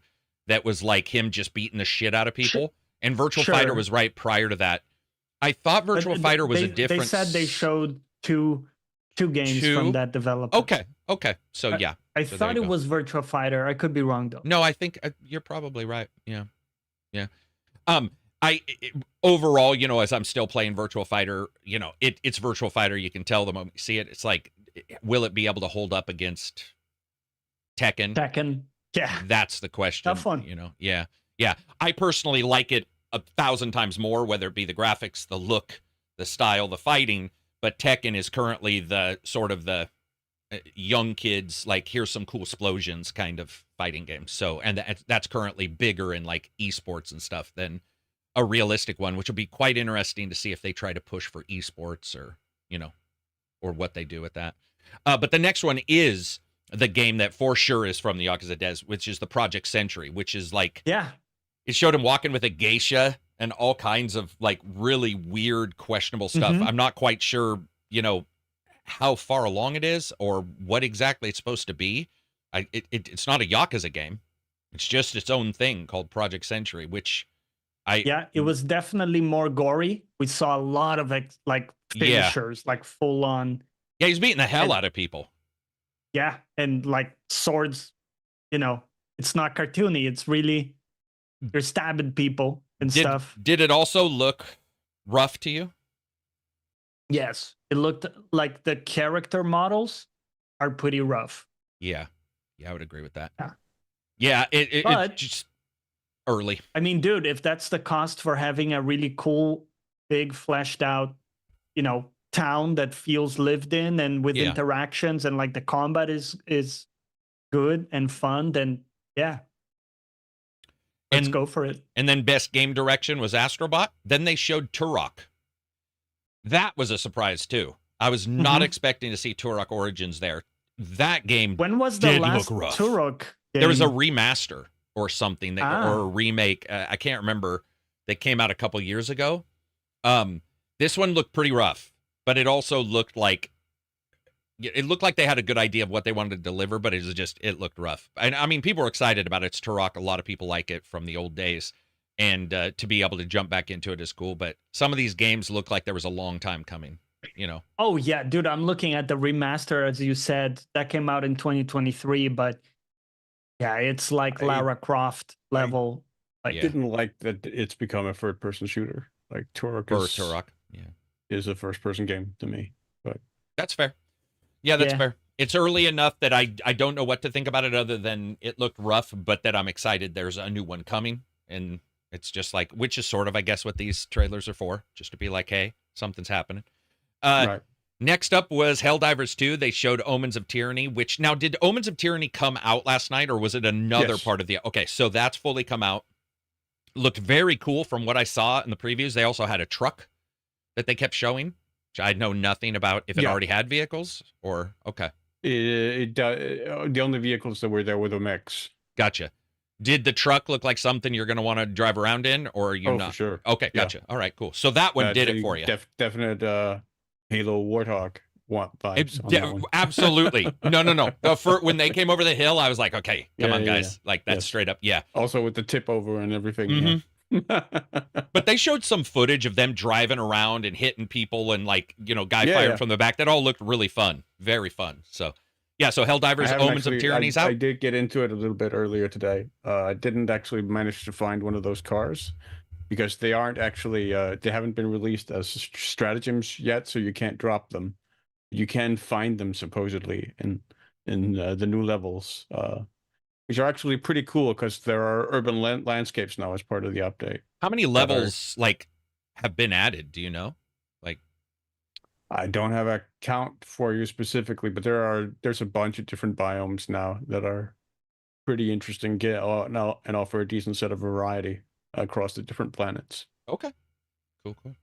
Next up is Warframe. So 1999. So Silver, as a Warframe person, does this interest you?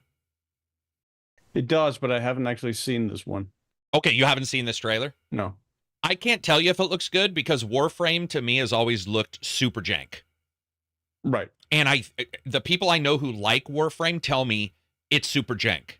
So it's hard to know what I'm getting. Certainly in a lot of areas, yeah. Yeah, so I don't know, and when I say jank, it doesn't mean non-enjoyable. In fact, they love it. No, yeah. It's just that it's got that older feeling to it and stuff like that. Yes. What I saw looked okay, I guess, but I can't tell if it's a jump up from their old game. I don't follow Warframe too much, but we have you, Necro, Cadiz, Streven, a couple other people. Admittedly, I haven't played Warframe in years, though. So really, you've finally stepped away. Did you? Well, I guess if it's been years, you didn't replace it with Helldivers. You plumbed that. No, I did not. You took all the water of that well, and there's just nothing there anymore. Is there a desire to go back to it because of this? No, not because that would be like a desire to go back to it would have to come from outside as well. Like if there was like a cadre of friends who said like let's do this, then I would be up for it. But like as a solo venture, there's not any interest in it. I haven't even like really interacted with a lot of the new stuff. They added like the ship battles and everything. That looked really cool. But like the game just became way too grindy for me to be all that enjoyable. Yeah, that's what I've seen from pretty much everybody is that at least playing by myself. Oh, you mean playing by yourself? It feels even grindier. Yeah, for sure. Because in that case, the grind is pretty much all there is. Whereas when you are playing with friends, you have the social element that can sustain you through that. But for me, a lot of my friends just drifted away from that game. How many people can be at the same time? So did I. 4. Oh, okay. That's not bad. That's actually enough to keep a lot of variety. Moving on from there, they showed Power World, Withering Waves, and then they went to an award for Best Debut Indie, which was Balatro. Can't see that not winning. The game's sold like it's ridiculous. Sold a bunch of titles, or a bunch of copies. Obviously a good game. You know, I still haven't jumped into it. Johnny has, right? Yeah, Johnny. Yeah, I have. Have you, Silver? Have you jumped into Balatro? I have not. Yeah, I haven't either, but everybody I talk to seems to absolutely love that game if you're a fan of those kind of titles. So felt fair for a debut indie game. The other titles on there, I don't think I'd even played any of them anyway. So it's like with Balatro, at least I had heard about it. But then Onimusha, Way of the Sword. So this was hilarious. Not many people in our chat knew what the fucking original Onimusha was. You know, people forget that, like, if it's an older, you know, if it's a game from an old system, they may not be old enough. It was hilarious because 2 people in there were like, just took it. They were serious. They were like, what? I can't believe you don't know what that is. And everybody's like, sorry, man, I have no clue what this even is. It looked okay. I'm that ancient boomer. Yeah. It looked okay, right? Like, I think graphically it reminded me of Neo a lot, and which I'm all for. Dude, I'm glad you said it because when I saw the trailer, did you think it was Neo too? Floating orbs and, you know, like the swordsman and stuff. Yeah, I absolutely thought it was Neo. That's what I thought. Yeah, that's absolutely what I thought. And then it turned out to be this, which is fine. But I mean, it seems to be genuinely, you know, appreciated as an original. But that's like, I don't know, PS2, PS3 days. I have some nostalgia for it. I think I played Onimusha 3, I want to say, with a friend on console back in the day. I seem to think it was PS3. I could be wrong. But yeah, I played through the game with a friend and we loved it. We enjoyed it. Well, there you go. Will have been PS3 because the original was PS2. Yeah, I'm thinking my experience with it because I don't recognize the name at all, but like when I start going back and looking, I feel like I did also play 3 in some way.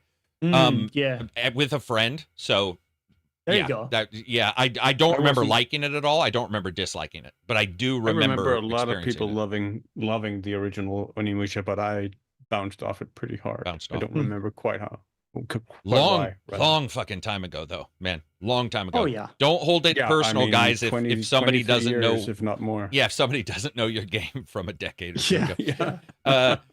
And then they showed First Berserker. I don't have much to say about it. It was not impressive it was a bad trailer. I don't think it's even a bad. I like it was just all over Because it the was all place. cinematic, right? Yeah, The guy and fighting the dragon. I'm pretty sure we've already seen gameplay of that, so it was confusing doubly because people were like, "Wait, are they changing the? Why are we seeing this? Why are we seeing that?" It could just be a memory issue because it's not necessarily the most grabby game in the first place. But I saw the trailer and I was like, "All right," and then just moved on. I did the same thing with Dungeon and Fighter, but what I did not move on from was Dying Light the Beast, dude. Ooh, yeah. Mm-hmm. Dude, that trailer. The jungle looked good. Jesus. I have always thought they're fairly good-looking games whenever they're released. Like genuinely, most of the time, good-looking. But there's something about this particular expansion / single-player side story, or I don't know if it's single-player. I take that back. But the side story, that looked phenomenal. The flamethrower, the nighttime, the movement that they were showing, like parts of a ruined city. It just looked really. Dude, there's something about the combination of a jungle with the zombies. Yeah. That's cool to me. I haven't really seen it a ton. Yeah, that is true. It's usually urban. Nowhere, you know? They're like, they can sneak up on you in a way because of the trees. We saw that in the Walking Dead show sometimes where they come out of nowhere between the trees and you maybe don't notice it. And then, like you said, the city was really cool too, because then you have the ability to do the vertical stuff, the parkour, if you have access to the city as well. That was my main worry when I started looking at it. I thought, are we gonna lose the verticality? That was a cool thing, right? But they managed to put it in. Yeah, as a trailer, that thing looked phenomenal. We've all done at least Dying Light 1. Did you guys both do 2? I did. You did 2? I did, yeah. Okay. So but I didn't finish it. Didn't finish it. Okay. So there's 2 cool things about the Dying Light series. One is I personally believe they feel pretty different to everything else with their even Dead Island 2, which has some overlap. The parkour in Dying Light is a different breed. It feels different, but their support is insane. I mean, you're talking like 10 years of support, 10 years planned for Dying Light 2. We've got the roguelike already. They do holiday events. They do all kinds of crazy shit. And I've gone into this is the first game, maybe ever. No, Valhalla. Dying Light 2 came before, after Valhalla. So I think Valhalla, Dying Light 2, and maybe one other have I ever done holiday events. Like gone in and been like, oh, this. And I think I went into Dying Light 2 and got a Scarecrow outfit during Halloween or something. I was like, oh, this is actually interesting. They have some really cool stuff. But to do an expansion, which we already knew was coming, but to finally see it, at least more gameplay and see it look this good is exciting. I mean, everything in that I saw looked exactly what I was hoping for. There really wasn't any down point to Dying Light the Beast. And that was coming out summer. They just said summer, which GTA 6. Come on. Yep. Yeah. You don't want your single player expansion getting overridden by GTA 6. Like, that you only have a certain amount of sale date and time for that. So it's very smart. It's like a blast radius around wherever GTA happens. Dude. And radiation for approximately 6 months. Because just nothing's going to sell. I mean, that to me just seems like we are going to have to, when it comes to every other company, you'd really have to sell somebody on why you want to sell near GTA 6. Even if you're a damn poker game, you're going to be like, dude, our numbers are going to leave it to the Horizon people to release something. leave it to Horizon or Tencent with their fake Horizon game that they were showing off. And then they did some awards. Best action adventure was Astrobot. Best RPG, Metaphor. Content creator, Casio, I guess. Best sports racing. I think it's pronounced like queso, like cheese in Spanish.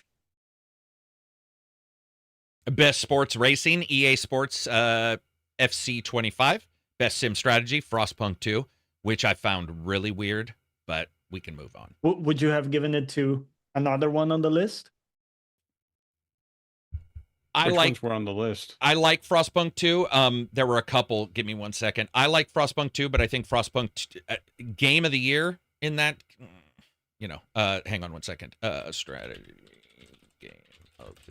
We got Konitsugami. That was like the tower defense. Do you have the list? I got it. I don't have to look it up. Okay, great. Go for it. Manor Lords. although that's an early access. Unicorn Overlord. It's one now. Is it fully? Okay. Yeah, I believe Manor. And Age of Mythology Retold. Age of Mythology Retold would definitely be above Frostpunk to me. Frostpunk Yeah. 2. Yeah. Frostpunk 2 is, people are probably going to be mad because Frostpunk 1 had such a fervor around Definitely. it, rightfully so. But Frostpunk 2, it definitely doesn't have the Yeah, I didn't feel whatever. the same way about it. There we go. frankly. Oh, that's because you and I were the ones who were at odds with Frostpunk 1 back in the day, because I think I was bitching about feeling like everybody's choices were somewhat the same, no matter Similar, what, because yeah. they were so positive if you chose this one choice versus the other, Yes. that I felt like Yeah. we all sort of had the same game, which this one doesn't do, but it also just didn't seem to do other stuff I wanted it to do. So it was like, Yeah.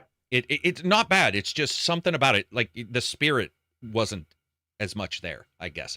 Yeah, but hey, you know, Big Duck says Manor Lords is still in early access. Well, then early access shouldn't be on the list.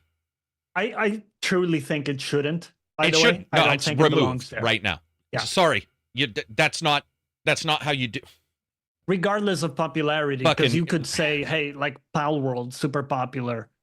But to me, if it's not a released game, Yep, it's not on You the know, I would list. personally put Warhammer 3 there as War- well with Warhammer 3. the 3 content updates it got this year. Can content updates be? I know Game of the Year is a DLC. There's a DLC in Game of the Year, but do they do content updates in the other categories? I'll have to look. But yeah, if so, then Warhammer. Anything other than early access. Sorry, that's not acceptable. Then they did a Muppet skit again. The funny thing about the Muppet skin was it was so uncomfortable for the exact reason. So let me explain this. Muppets last year was a disaster, right? First of all, most people don't know who the Muppets are. And people who watch the Muppets probably not watching the I don't Game think Awards. that's true. It is true. They even did a poll to find out familiarity with the Muppets. But dude, I don't know this who was the after Muppets are. but there we What? go. What? Now screw not knowing Onimusha. Like that is I love it. All right. Okay, but let me just let me explain one thing. So, but beyond that, right? So, and people bitched about the Muppets being so much in there. So these skits, many of them were trying to sort of get out in front of the bitching and pretend they were edgy by saying the Muppets attacking Geoff and the people Yes. in the event for doing those dumb things, and it landed flatter than I've ever. It was one of the most it was like, dude, what a miss. Sometimes you just have to say we made a mistake or this is incorrect or what have you and move on. But he legitimately, there you go. Oh no, I said legitimate, not literally. So whoever's Literally. doing the drinking game doesn't drink. But for whatever reason, they made 2 wounds. The original from last year, and now this year, looking just foolish and trying to poke fun at it, and in a way just being so ironically uncomfortable that it was to the point to where people were just muting it. And admittedly, I didn't mute it last year because I wanted to see what this was. I was like, why are the Muppets in the fucking like Game Awards? This year, I did mute it. It became so uncomfortable with the consistent. It's almost like if I call my, you'll have somebody, you'll have a girl you meet. She'll be like, well, I'm a bitch. Like that explains anything. If I Or say, it's even worse if I than say that. I'm a bastard, it doesn't mean I'm going to get away with it being a bastard to a random person. And that's the way it's this worse than came that across because is. some people feel like that gives them license to be a bitch. That's So what I if just you- said. I literally just said Oh, that. is it? Boom, Sorry, I drink. misunderstood. No, I agree with you, Well, Johnny. That's exactly I right. th- Yeah, that's in a way that's what it felt like. It's like, hey, we're aware this is a problem, but we're doing it anyway. But because we're aware of it, that gives us some points. And Yeah. Johnny, it's not only that, dude. It's the fact that he got the Muppets in there anyway. So he got the Muppets back by teasing himself to get the Muppets back. Like the Mobius strip of fucking broken logic is crazy. But regardless, they were in there teasing him, and there was Yeah. long Muppet skits. So if you're A gonna little roasting. little roasting, yeah. But agreed. If you say you're a bastard, it doesn't mean you're gonna get away with it. You basically titled yourself. That's it. Like it doesn't mean Yep. much else. Yeah. You guys are Philistines. I mean, I didn't see it, but the Muppets are awesome. Okay, well, it was the That's two all. judges, or the two, I don't know if they're judges. What are those two old guys? Are they judges? It's Stadler and Waldorf. Yeah, what are they in the Commentators. They're hecklers more than Okay, like judges. Yeah. Okay, gotcha. Okay, I makes do sense. like those because they're bastards. I actually do. Those are like the two that I actually, sort of somewhat know. And then they showed Hunt Showdown 1896. That was Post Malone's Murder Circus. They showed a preview for that. From the people I've talked to, it's been a pretty good DLC / like mini event that's like Post Malone, who's a big fan of it, put himself into it, all that kind of stuff. So you've got that. If you're a fan of Hunt Showdown, you might want to check that out. I'm a fan of Hunt Showdown. I haven't checked it out, but I do like that they got a guy who is insanely into the game. This would be almost the same way as Elden Ring, because he's talked about putting 200, 400 hours in Elden Ring. You don't have to be a movie star and do that.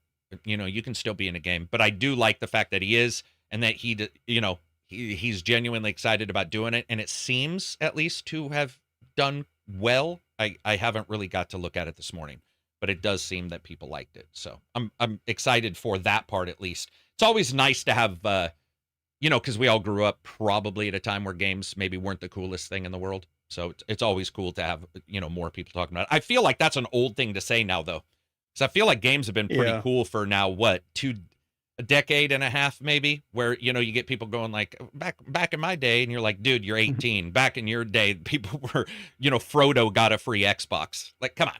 It wasn't that bad. Then they showed MetaQuest. They did some deals on that. No big deal. No big deal. Pun not intended.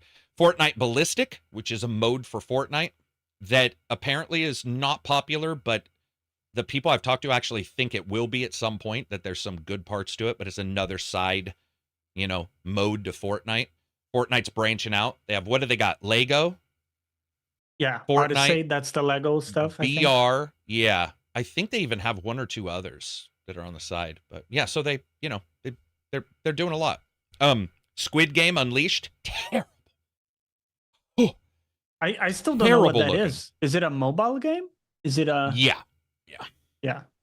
It's what do you call it? Like everybody dies except for you, that kind of thing. Like everybody, you're number 40, there's 40 guys and you go to the end. Then next up was Snoop Dogg talking about some shit. Snoop Dogg also did if anybody wants to go watch, you can see Snoop Dogg doing a rap. I don't know if that's a thing. Yeah. If you care anymore, but I like Snoop Dogg. He likes games. He got paid to be there. That guy knows his worth, and he continues to hammer it out. And then they had Stage Fright. Stage Fright was the one that everybody pretended to be scared for a second. The lights turned out, and it was the split screen with the goofy looking, almost Psychonauts, I guess, graphics.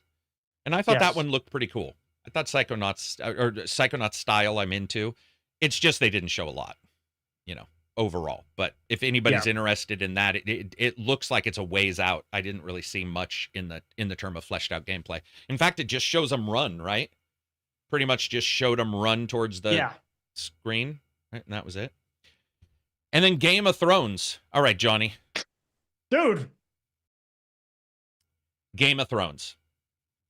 With even like the Kit Harington actors. Looks like Kit Harington. Yeah. But is it the actors?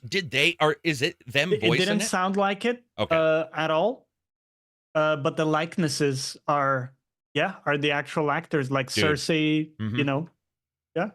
Yeah, Kit Harington looks like Kit, man. Like when he showed up, I was all, damn, that's a fairly good, overall representation of his face. But I don't think it was the actors. The amount of money. I don't believe. Feel like it sounded like Gennaro's. Also, I think the main character is Gennaro. Aragorn. Yes, I right? think it's like fly on the wall type thing. Yeah. Yes. They showed some fighting. They showed some smashing. That could look pretty good. I could see that being fun to just go through the story. If you're a fan of the story. Or maybe even if you're new to it, a way to go through it again and enjoy it a different way. Yeah, and I mean, it depends. Like, if it's got all the sex and violence, I don't think it'll have sex. But if it's got the violence, it could do well. Yeah, I also think it's not going to be the actual plot of No, Game no, no, of no. Thrones. I think No, it's right. not. Yeah, Yeah. it's not. It's Yeah, going to be it's gonna be more of Gennaro a side guy. Yeah. Yeah. Yeah. Yeah, though, which always runs into the problem, right? Because you can't affect the main story. So it's like, Yep. you know, you always have that guy who's like, I fought over here in a side battle. Okay.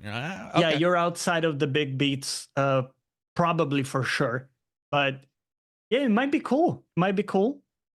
And some people are saying they couldn't tell what it was game-wise. I would agree with that. We saw some fighting that looked like that was real-time, some horse riding, I believe, some characterization or character building where he was talking to, what's Kit Harington's character?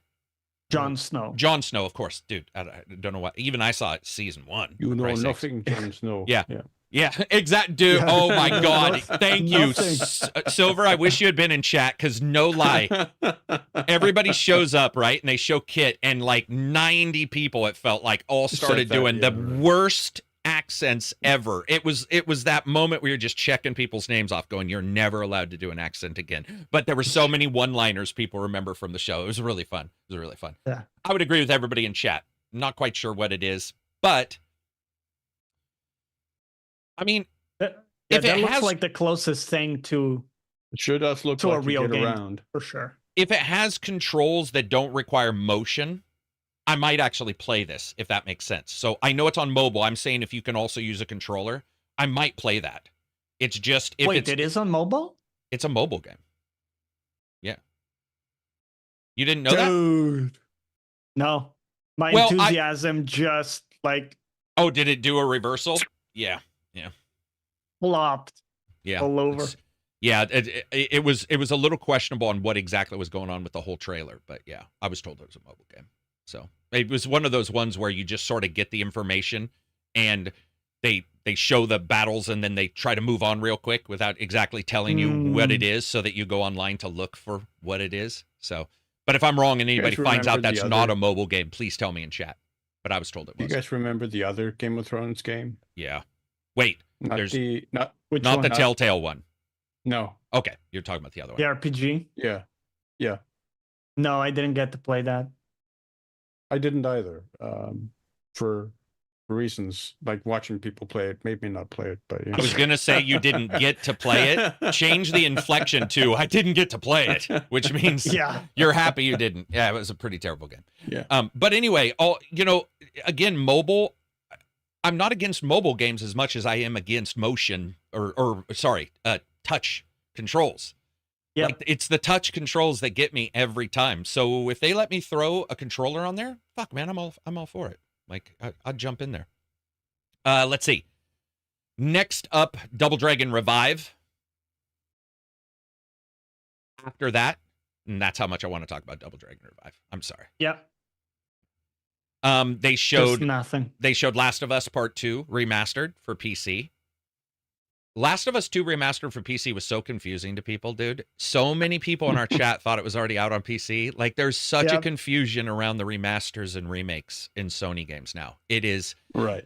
They announced they were Spider-Man's, I think January 23rd, Spider-Man 2 on the PC, and I had a bunch of people telling me straight up they were going to die on their sword that was for sure already out. And you're like, damn, there's some messaging problems with the remaster and remakings that we've got. And that's mostly because on PC they did Last of Us and then Last of Us 2 and then Last of Us Remake, right? No, sorry. On PC they did Last of Us 1 and then already Last of Us Remake. Is that why it's so confusing for the Last of Us games on PC?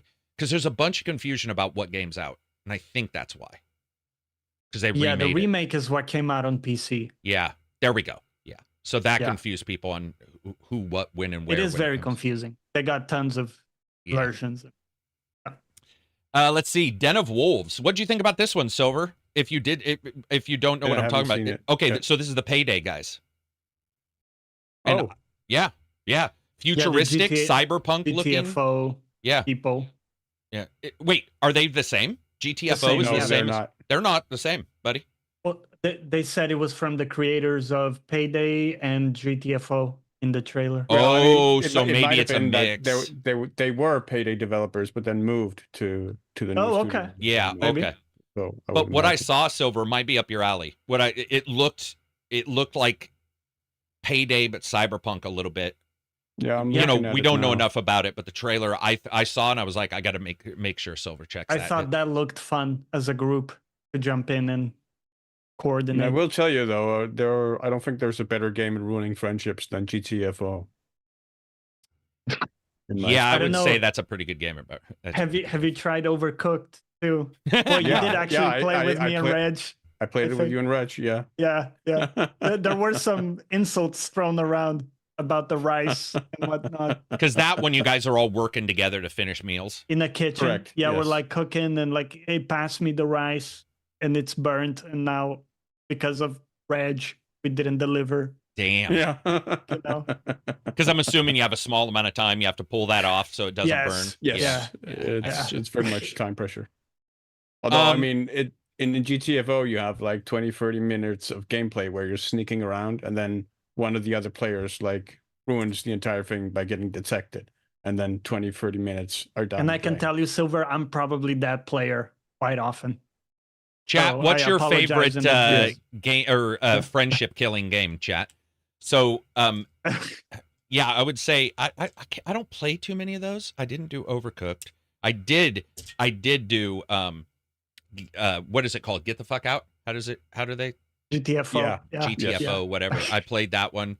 It definitely can cause some issues. Yeah, I'm trying to think. I don't play too many of those games where you're like requiring the other person to complete something. Can't really tell what Den of Wolves is supposed to be from the trailer, to be honest. Yeah, to me it just looked like a cyberpunk Payday. But I Yeah, could be I wrong. think so. I could absolutely be wrong, but that's what it looked like to me. It looked like that, I think. Mario Yep. Party, everybody's saying. Mario Party. Chained together. Cookies and cream? That sounds... I don't know. Is that a game? You sure we're I talking mean, it might about be a the same game, but thing? is that a video game? Yeah. Then they showed Zenless Zone Zero and Star Rail, games that have been out for a long time, whatever. They're just showing extra stuff. Then they showed Lego Fortnite Odyssey, which was more Lego in Fortnite. Pretty that much. continues to look incredible to me. I actually want to... Yeah, a lot of people on our chat have Try played a it out. bunch of Lego in Fortnite and very happy with whatever it is offering. It's a different style. You know how each Lego games, I mean, the major Lego games we play, fairly generic. We know what they're going to offer.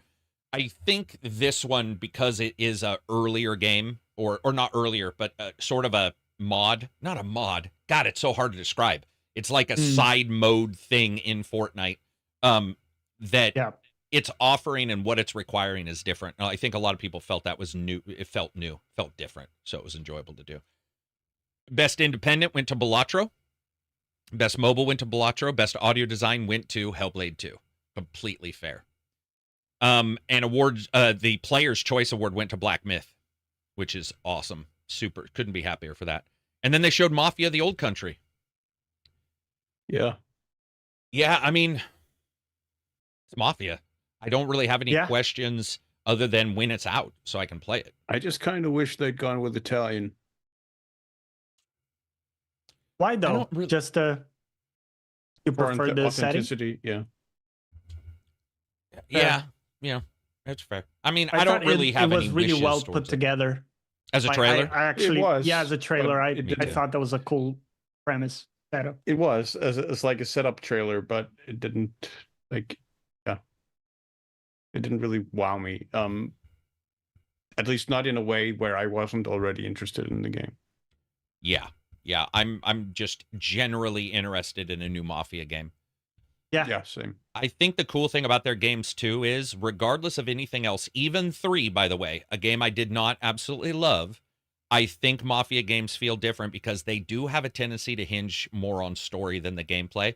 The gameplay's there, but they do try to tell sometimes more like, I don't know, more detailed stories. This is just me personally saying that. Yeah, I agree with you. So it reminds me of, there's something about it that just feels different than, let's say, GTA or what have you. You know, I don't know. I don't know what it is, but and I could be completely wrong. It just feels like that to me. And then they showed. I mean, the story for the original was one of my favorite stories for. Yeah, I mean, a lot of people consider the original Mafia one of the best stories. And then Aaron Paul and Laura Bailey showed a game that looked phenomenal called Dispatch. superhero 911 dispatch game that's like Telltale's. I mean, Yeah. and the animation was friggin' phenomenal in that. So, Yeah. and they said it's from the people who made Wolf Among Us. From, you know, it definitely was a bunch of Telltale and the other people who've good done the humor in cinematic. it. Good humor. But that animation, Johnny, was so good. I mean, it was oh my God. And it didn't look like a Telltale game. I don't know what they look like, but it didn't look like one. Where they sent the wrong hero for the wrong thing. For the wrong event.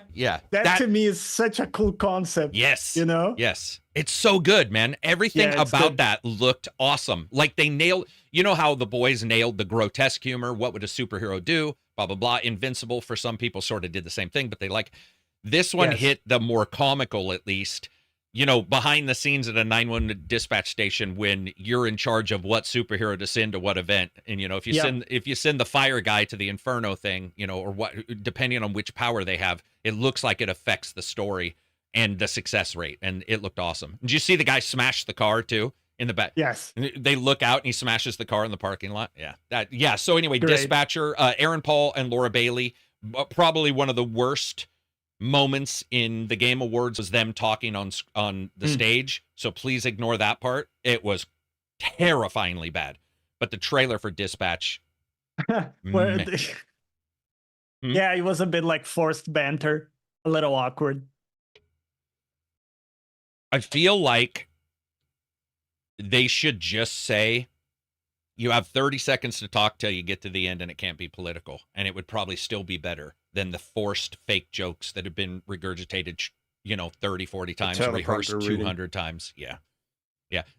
We'll speak about teleprompters in a second, too, because we had another issue like we did with Al Pacino last year.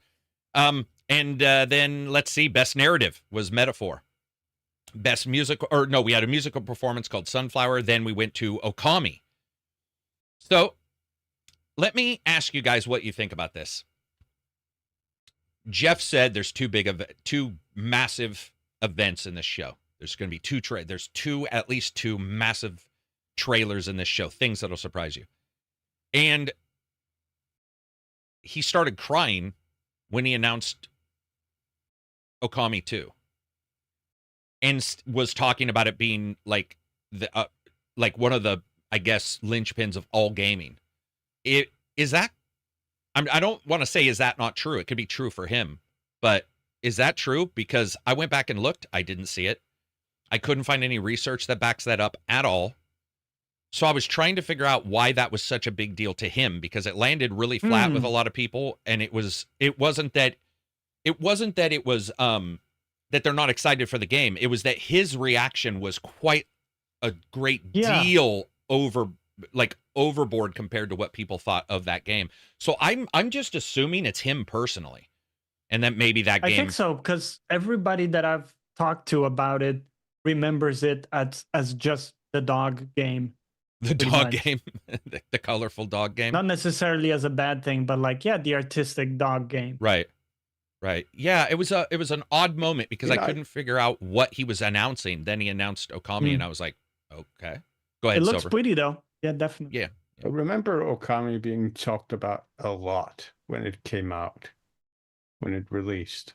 At least I saw it talked about a lot in like in general gaming media, and I saw it brought up a lot in conversation subsequently over the years about influential games. And I never really played it all that much myself. I've mostly just seen it. So it's difficult for me to speak to, but certainly it's a game I know of by reputation, that reputation being pretty significant.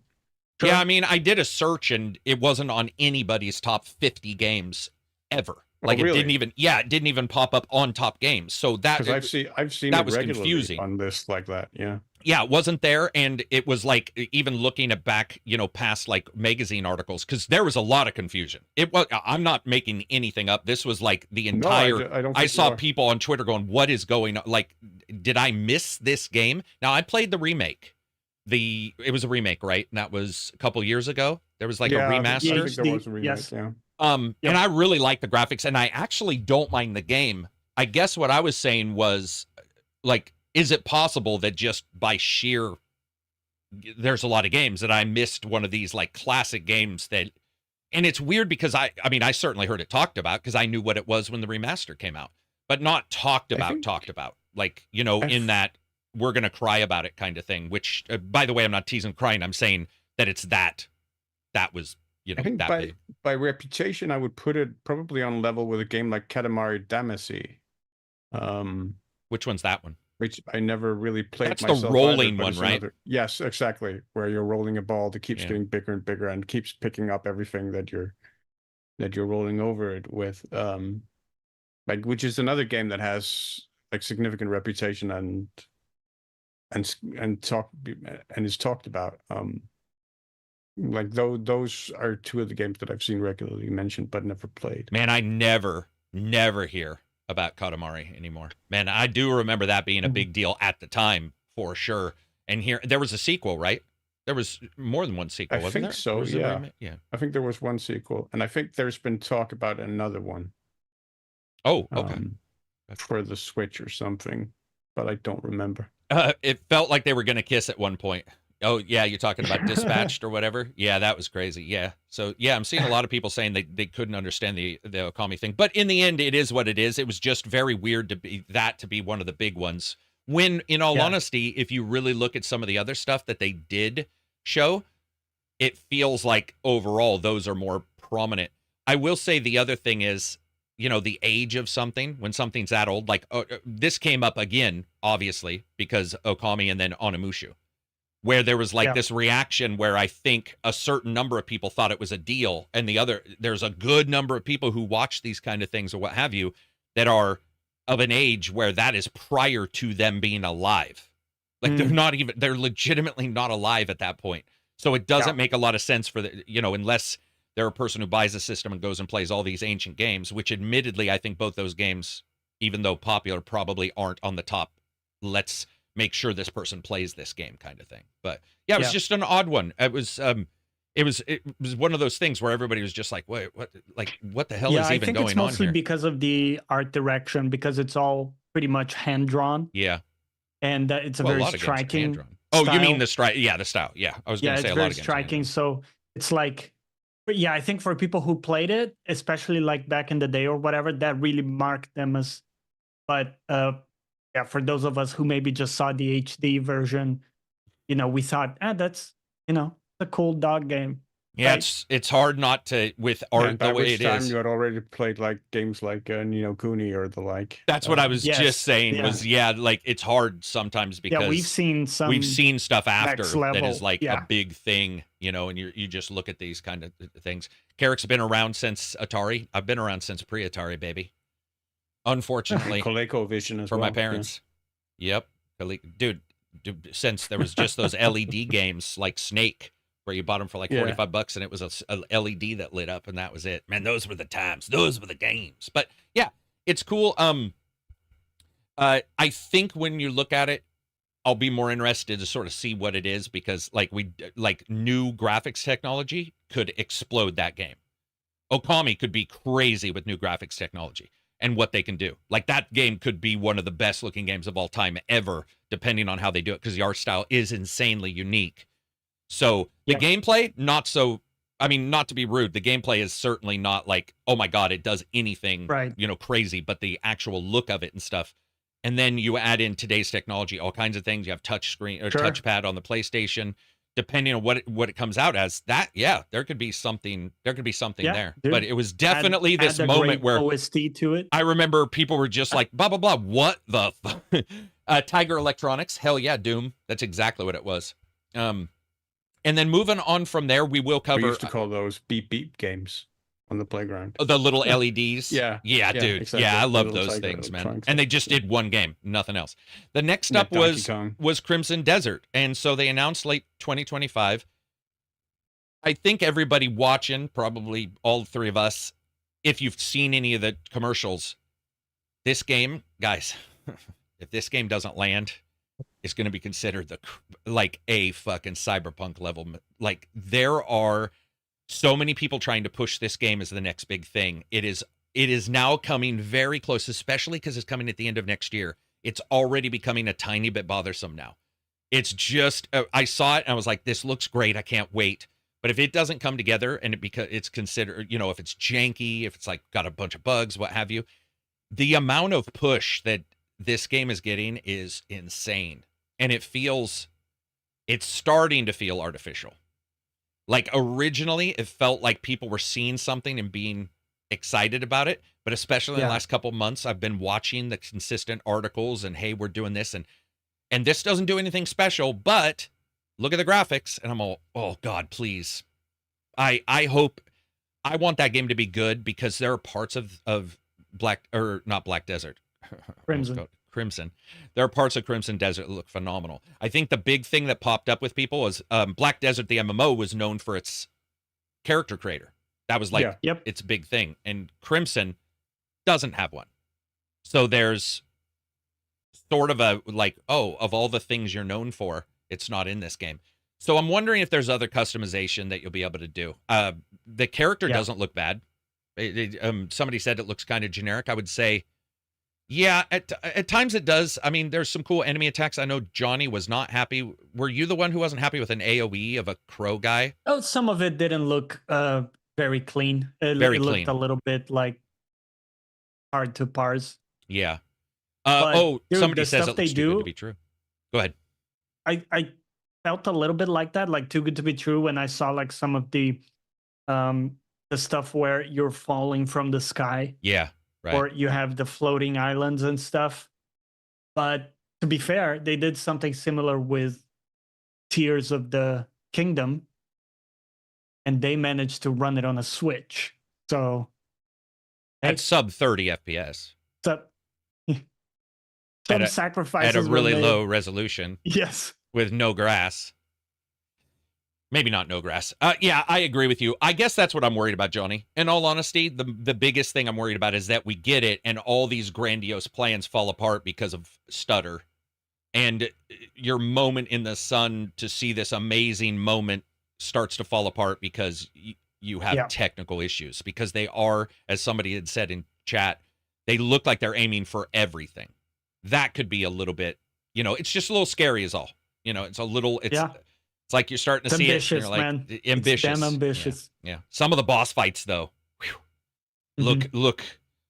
I mean, and not even in this trailer. Prior trailers have looked unbelievable. The giant, turtle with all the growths on its back, and he's fighting that. I'm like, damn, that looks amazing. But we don't know if it plays amazing. I'm excited for it. I just feel like we're starting to get a little bit of that artificialness that we've got with past games. And, that I definitely, you could smell from a mile away if you weren't caught up in it with Cyberpunk, where you're like, and I don't mean we've seen enough gameplay, like long segments of gameplay, that it's a bit easier to ground your expectations. That's my issue. The gameplay that we've seen is always segmented out. So we haven't seen the connective tissue yet. The in-betweens. So I agree with you, but I'm also saying that's what makes me, just a little tentative. How is it all connected? Yeah. And how does that feel? But, and I mean, definitely wouldn't, like, you look at it and you see, it's like, here's this, here's that kind of stuff. That's always going to be a thing where you get these trailers that are popping and you're trying to figure it out. But especially when you look at December of, they said late 2025, definitely early to be seeing this kind of stuff. Definitely feels artificial in that way. Or it feels like they planned it for mid 2025 and moved it because of GTA, which is completely fair, which could also be the thing. This could be a game that's farther along and they've already pre-decided to move it, make sure that you're not hitting when GTA hits, because that would be a disaster. But I personally think it looks awesome, but I'm also very tentative over some of the stuff I've seen. Just like I just want to see maybe a I don't know, not a developer deep dive would be cool. We've seen a couple, but they have a tendency to cut in weird spots.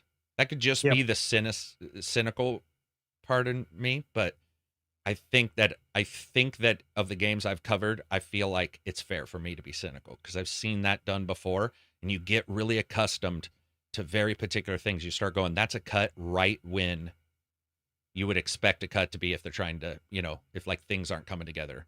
We'll just have to see. I don't know. Everybody else is really hot on it, so I hope I hope I get there. It looks awesome though. Next up, a Muppet skit, and then Intergalactic, the Heretic Prophet. And we are going to discuss Joseph's game.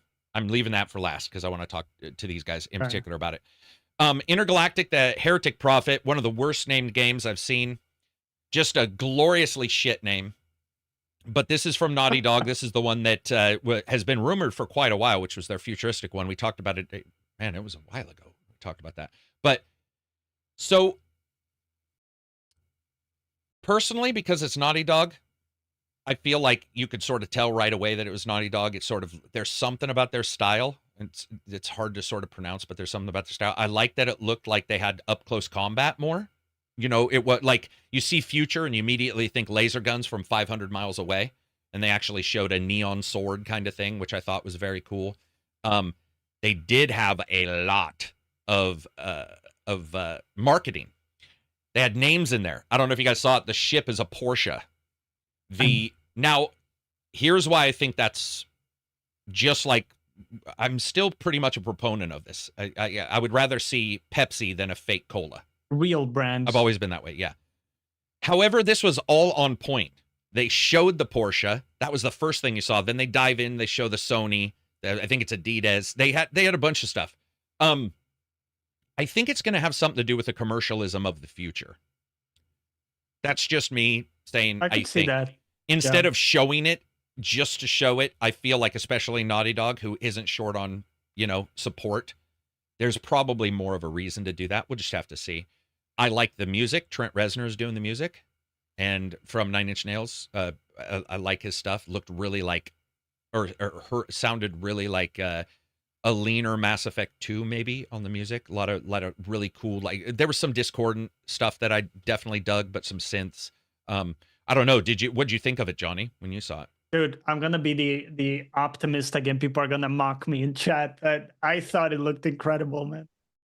I'm 100% sold. I love the way the ship looked inside with the buttons. And, you know, oh, dude, it's great. And yeah, like the sword looked pretty good, man. Like the movement actually looked pretty good. I don't know. Yeah, we saw very little of the combat itself, so sure.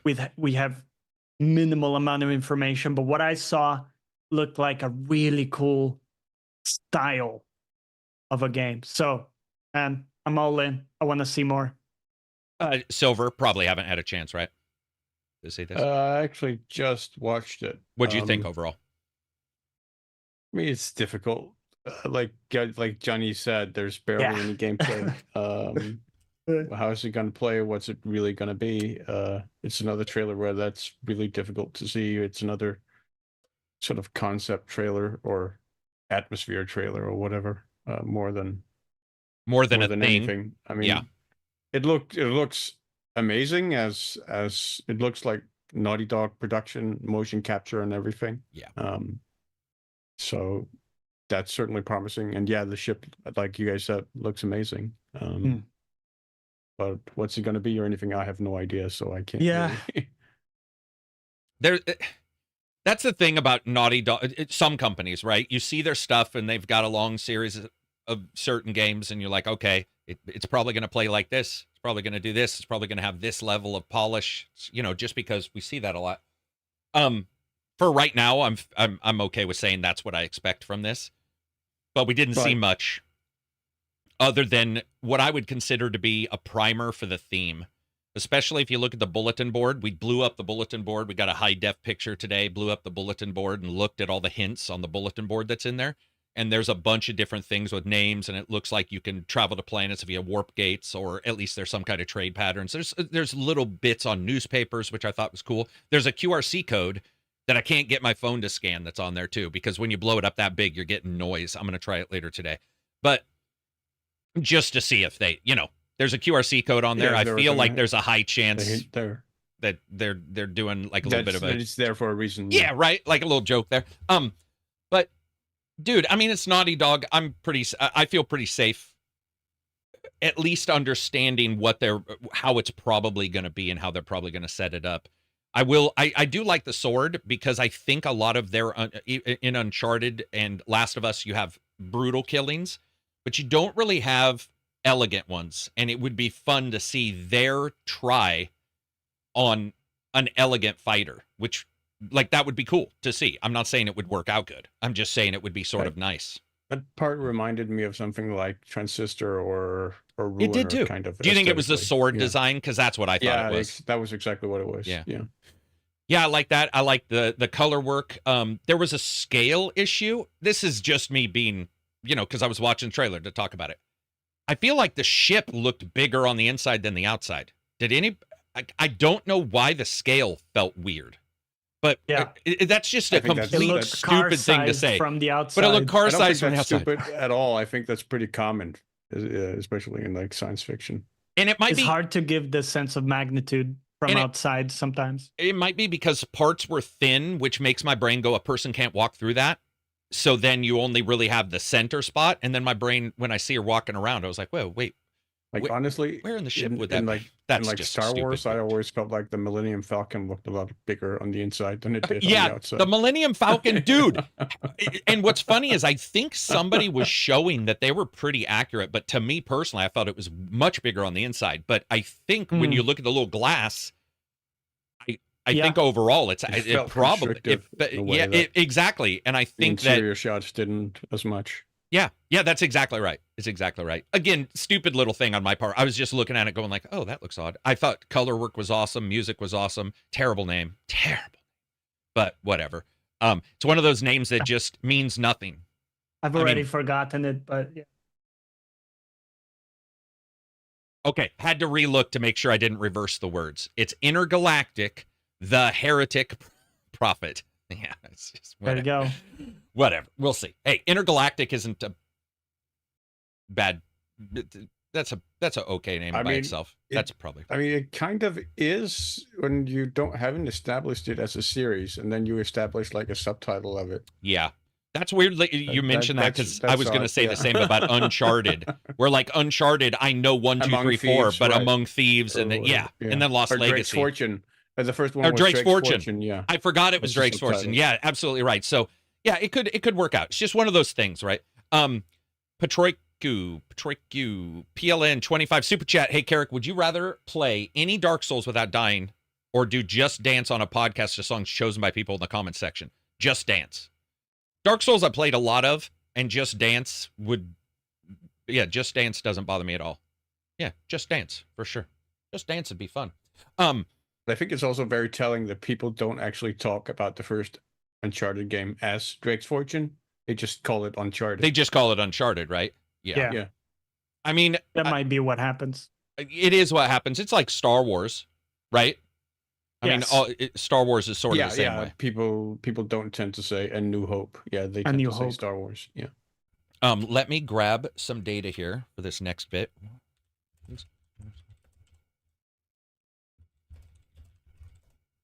So I can get the name of this, because this is a generic name as well.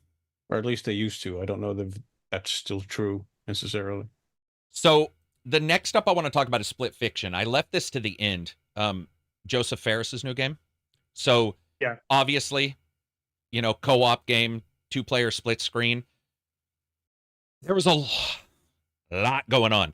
So what Johnny was saying earlier when we were talking about Split Gate, and he got confused. Way earlier, way at the start of the podcast. We should have a choose your own adventure for this fucking podcast too, because that one time you said something about an award that was like an hour later. I should just put little links in there. So this one is called Split Fiction, and I'm going to read this. Players follow Mio and Zoe, 2 rival authors trapped in a simulation, blending their sci-fi and fantasy worlds together to escape and reclaim their stolen work. They must collaborate, navigating challenges that merge elements from both genres. It was one of those games where there was so much going on that it's for the first time ever, I wondered if Joseph had bit off more than he can chew. The reason why I bring that up is because each of the separate worlds also has a ton of mechanics. He was talking about dragon raising, like a Pokemon kind of thing. You got eggs, you raise dragons, armor and equipment upgrades. And then there was another one. can't, maybe it was there was another part that I remember seeing, but at the same time, that was crazy awesome looking. There's like Tron light cycles. There was 2D, it looked like at times. There was the typical, it takes two kind of, you're together doing crazy shit. Platforming stuff. Yeah. It was nuts. And I'm assuming, and from what I understand, they are doing the same thing where one person buys it and two people get it. So if I buy it, Johnny could, or Silver could play. So, yeah. So.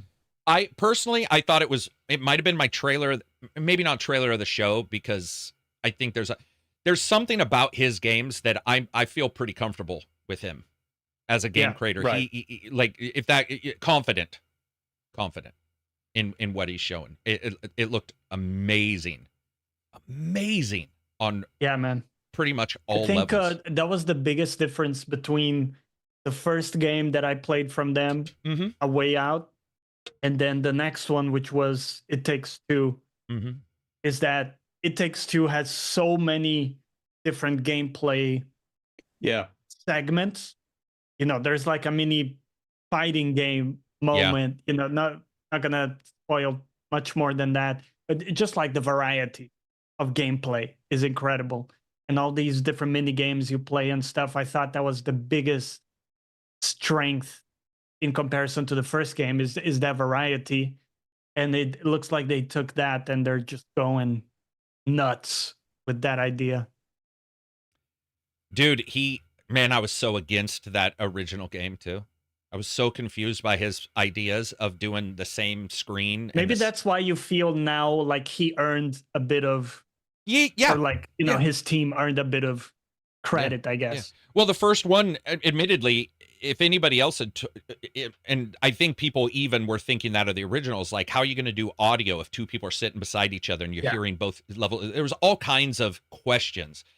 And then it hit quite well. It just worked. And it just worked. And then 16 times the detail in the next game, and you go in there and you start playing that one, and it just worked. And Todd Howard suddenly is just getting fucking bombs thrown his way. But you look at it and you're just like, okay, he knows what he's doing. The next one comes up and it's the same premise, overall, which is what they seem to be really good at. I will say I saw enough stuff where I was like, damn, that's a lot. Like, there's a lot of systems that could bog it down, because so It Takes Two. The thing that I liked about that, though, Johnny, is yes, there were mini games, but you were done with them insanely fast. There wasn't very one and done. Yeah. One and done, and there wasn't the idea of upgrading stuff got me to sit back and go, oh, whoa, how is that gonna, like, is that gonna slow you down in that spot where? Well, it's almost I don't like want to grind, for instance. His games have no grind, none. Yeah. It's forward. It made me think of the island minigame in Yakuza, like a dragon, exactly. Like the Infinite Wealth, where it's already a big game, and now you go into this island and Infinite you spend Island. 40 hours doing, To your point, Carrick, that it also is all that more important because you have two players playing the game concurrently. Yeah. So if you have that, like, armor element, maybe holding up one player longer than the other one who's now finished his portion or whatever and has to wait for the other one for that reason, then you get a significant pacing issue potentially. True. What if one is really into breeding? Okay, wait. The dragon, admittedly, that sounds wrong. Right. The dragon racing game, the mini game, and then the other person just wants to move on. I wonder how Yeah, that's the thing, man. I love, like, he nailed it with the last two. So I'm just, I have a little worry just because I think I liked the last two. And so I want to, I want this one to be as enjoyable. Dude, there was some crazy stuff, though, man. They were flying dragons. They were, like, breeding the dragons. Then they were on light cycles. And then they were in the overworld talking to the CEO, which it apparently must be I think is the generic white bad guy number 850. Like, he looked like generic white, like Simon from Spider-Man or something like that. Like, or was that Spider-Man that had that Troy Baker played a character, the guy Simon, the CEO? I think that was Miles, maybe. But anyway, looked fairly generic. That was Miles Morales. Was that Miles? Yeah. Where it was just Troy Baker pretending to be Troy Baker as Troy Baker. Yeah, man. Dude. His games nail it, though. I mean, I've never played his games twice, though. Now that I think about Not once. Yeah, neither have I. Yeah. Yeah. No, not They're, really. they're forward, man. There's nothing to play twice. It's just like, it's an amazing one-time experience, and I'm fine with that. I've been very happy. Yeah. Yeah, that was the one I wanted to talk about the most, because I just feel like I didn't know. We knew he was making one, and you never quite know what it's going to be. And then what he showed was beyond what my expectations. I don't know what I thought it was. Probably like another marriage breaking up simulator. I think this is a really cool idea he had of the two narratives, like coming together from the Well, it is protagonist. It is like the third movie where they take all the stuff from 1 and 2 and put them together. It's like he tried some stuff with 1, stuff with 2, and now he's taking now not only is it a split screen, it's a split story and a split screen, and merging those two. That's like a meta narrative. It's going to be, and could be what I awesome. was saying before, like way out of turn, but do you think at some point the two worlds might collide, where you get the fantasy stuff maybe interacting with some of the I think they showed a little bit of that. Futuristic world? I'm pretty sure. Well, at minimum, your characters, I think there was one point where somebody was wearing futuristic armor in the fantasy world. I could be wrong on that, but I feel like there was a lot going on. So I'll probably need to watch that trailer again. That would be cool. That's a good question. Yeah. Yeah, man, I don't know. A lot going on with that one. I also love the fact that when he came out, he's like, it's hard not to be confident when you have a game like this. And then he showed it, and honestly, coming out of it, yeah. Like, I feel like overall it was definitely one of the trailers, I think, that offered the best sense of what the game, those aspects of gameplay will play like. Yeah. Was a good sell. Yeah. Yeah, it was a good sell. That's one of the issues when you look at it. We get a lot of trailers where you can't tell what the fuck is going on. You're just like, Berserker was like that in this event. Yep. You just, we sat through the entire thing and nothing about it. We were just like, what in the hell? It's like, guy dies, guy comes back, guy's fighting this, then he's fighting this guy over here. You're just like, what the hell? That one was like, yeah, he described it quite well. It was a good overall description of what the game was. I think he has a reason to be confident. He also delivers for the most part. Like, there hasn't been an issue with him delivering. And then Game of the Year, as Johnny ruined earlier, just joking, Astrobot. Did I? Oh, I did actually. You did. Yeah, I did because I was the one who asked. But, what? I feel like Johnny. Oh, maybe it was prior to the event when Johnny. No, I just linked it to another. I just said, hey, they also won this one. Yeah, they said the dragon would grow over the course of the game. He made that clear. So when you look at like overall, I think Astrobot's a good. Personally, it's a gamer's game. It's a game of the year. Like, everything come together. Any of those could have won.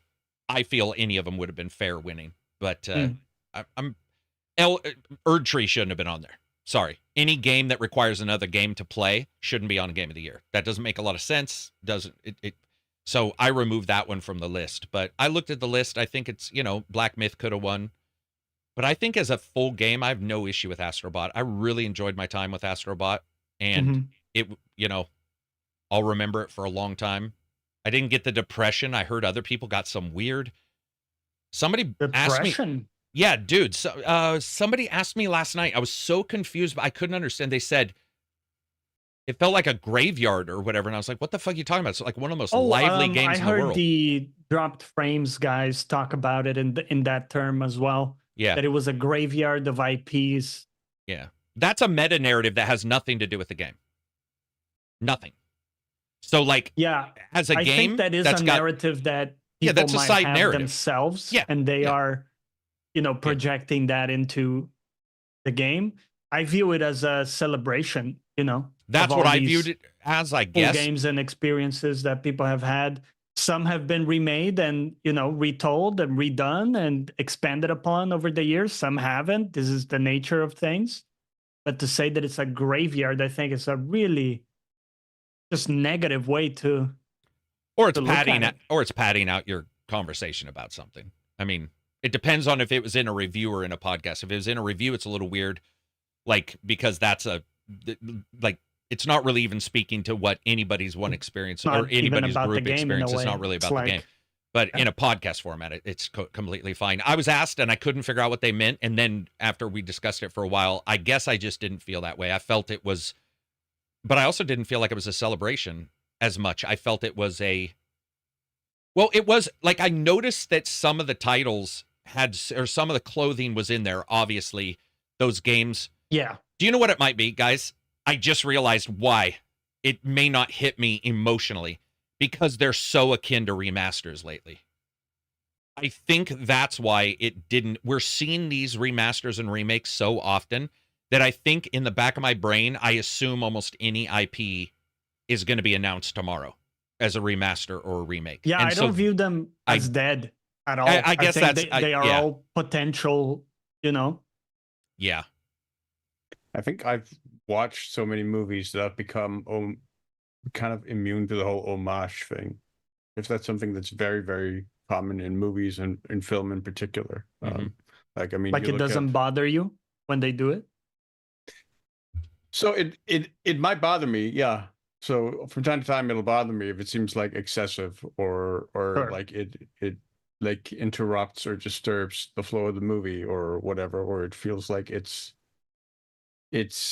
yeah, well, just when it feels excessive, I would say, then it starts to bother me. But not in a way where I go, oh, this is where I get sad about the homage because maybe the Right. previous film failed or is referencing a film franchise that didn't end well or didn't get a continuation of its story or whatever. Like, I find that it's kind of odd, but yeah. Once again, though, as a gamer's game, I feel it's pretty fair that it won. Don't really have any issues with it. And as a whole event, I also came out of this event feeling like there was no real bad moments to it. I mean, there were, there was cringy stuff, but what I mean by that, and there was the Okami thing that was odd, but there was nothing at all that was like, I don't know, bad. I feel like in the past that's popped up. The only thing are the continued complaints about time use. Yeah. But that's not about the games. That's about the event. The games I saw, the format. trailers. Yeah. I would have liked to have seen Game of Thrones like we were talking about. Like to have known like what it was. That definitely popped up. But when you look at it, there was a lot to like trailer wise. I don't know if we mentioned the best music one. I was super happy because the best music in a game or best OST. I thought we did, but if we didn't, he did. Did we? Yeah. Or I mentioned it with Johnny prior because I think Johnny mentioned live. Final Fantasy. No, I think Carrick did mention. Wasn't it Metaphor that one? Or no, Final Fantasy one. I think I missed it. I did. It was art direction for Metaphor. Final Fantasy but there was Rebirth. another one for Metaphor. Yeah, Metaphor 1, 2, or 3. Narrative or they won 2 or 3. Best narrative, best art direction, I think. Yeah, music wise, I was very happy because I mean, to me, that's amazing music, and I love that a ton of new people got to experience that music with all the the new versions, the new orchestrations, and everything. I thought they did an amazing job with it, so I was happy it won. It was a cool moment. Yeah, I don't really have much to say about that one. They were all pretty good. What do you call it? Pretty good soundtracks in that list. So, yeah, there we go. That's what I meant when I said I was like that. There were no problems. I mean that for the most part, other than Erd Tree, which I don't care what anybody says. That's just me putting my foot down personally. Manor Lords being early access. Manor Lords being early access shouldn't have been on a list. Erd Tree as DLC requiring a completely different thing to like play shouldn't have been on the list. But as a whole, every award I was like, yeah, makes sense. Yeah, makes sense. And maybe that's just an indicator it was a pretty strong. I think it was a pretty strong year, even though I didn't like maybe as many games this year. But when I look at the year, pretty strong. Yeah, there's a lot of really good titles. And I think 2025, guys, is way bigger than I thought. By the way, I was getting ready to release the January games list, and I got ready to send it, and I was like, wait a minute, Game Awards are tonight, because I had forgot they were even on. I was like, Game Awards tonight. Maybe I should not do January. Thank God, because Final Fantasy PC minimum is 1 that's coming in January. I was like, damn, I'm glad I actually hit that. So I got to go back and throw that in there somewhere. Oh, yeah, somebody was mentioning the Pac-Man Metroidvania. That's not on my list, weirdly enough. Yeah. Yeah, I did note that down. It was called Shadow Labyrinth. Shadow Labyrinth. and it definitely looked pretty dark and cool. I thought the major gameplay looked pretty whatever, like just there. But then when I saw Pac-Man turn into a giant like demon shadowy version and eat a part of the level, I was like, all right, I'm for that. So well, it's the same for me. I'm not the biggest like side scrolling, right. You know, that in and of itself doesn't draw me in. There have been games that have been amazing like that, like Dead Cells, but yeah, once they showed some of the dark stuff, that looked pretty evoking. Also, hats off to Balatro, man, because they won a lot too, dude. Man. Yeah, they took home like 2. Yeah, they did really well. That's the other thing is, like I said, when I look at all these titles, like they were all really. It was a good selection overall of titles.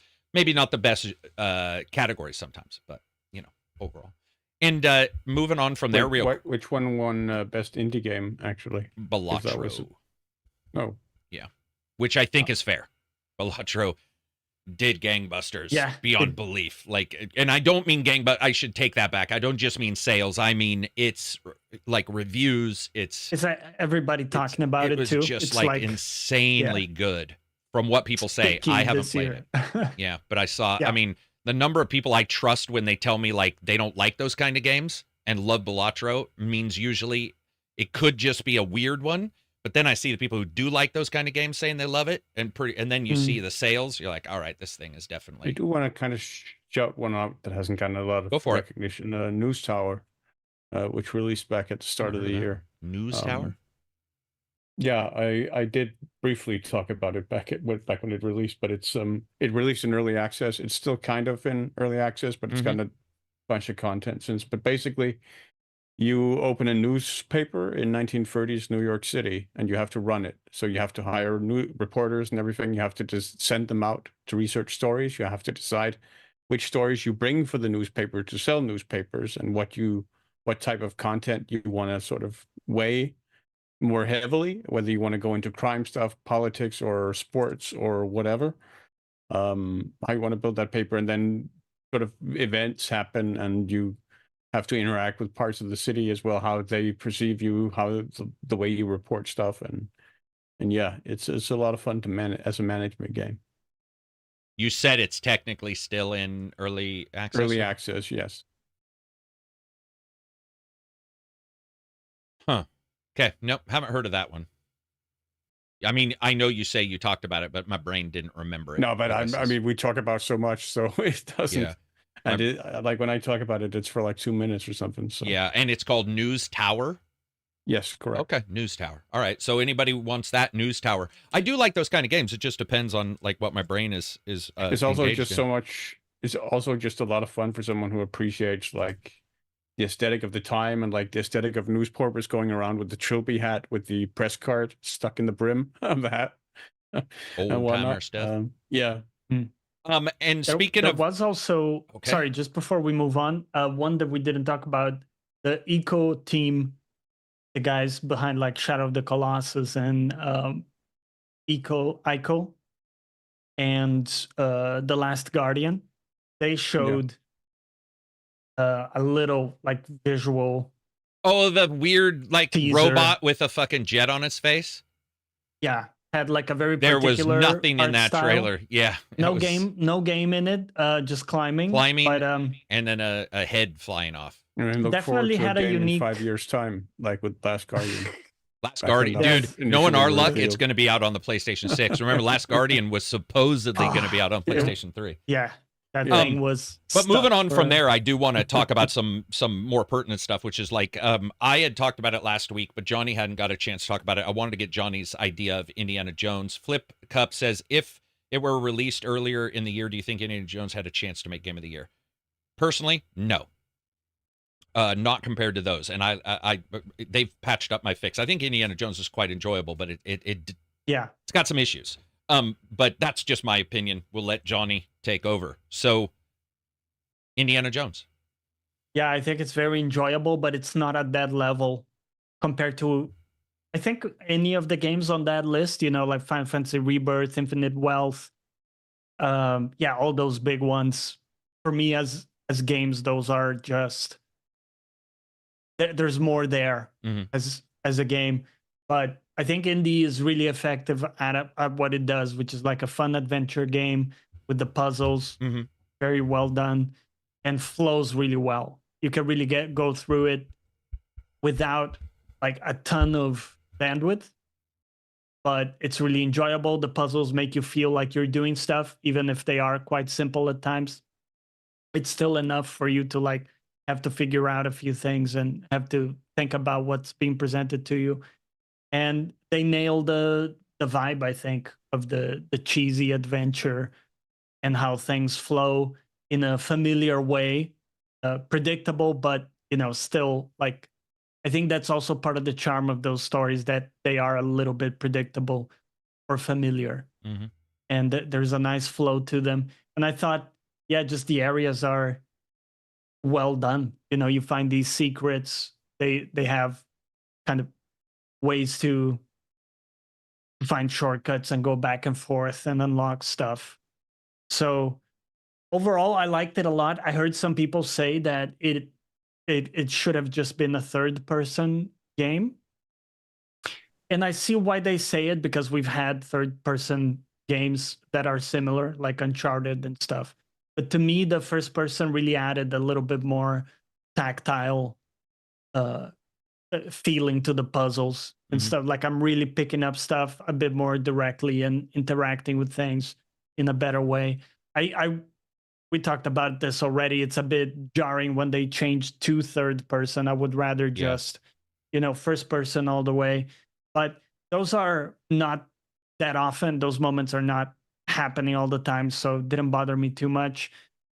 And overall, it works well, man. The stealth is simple.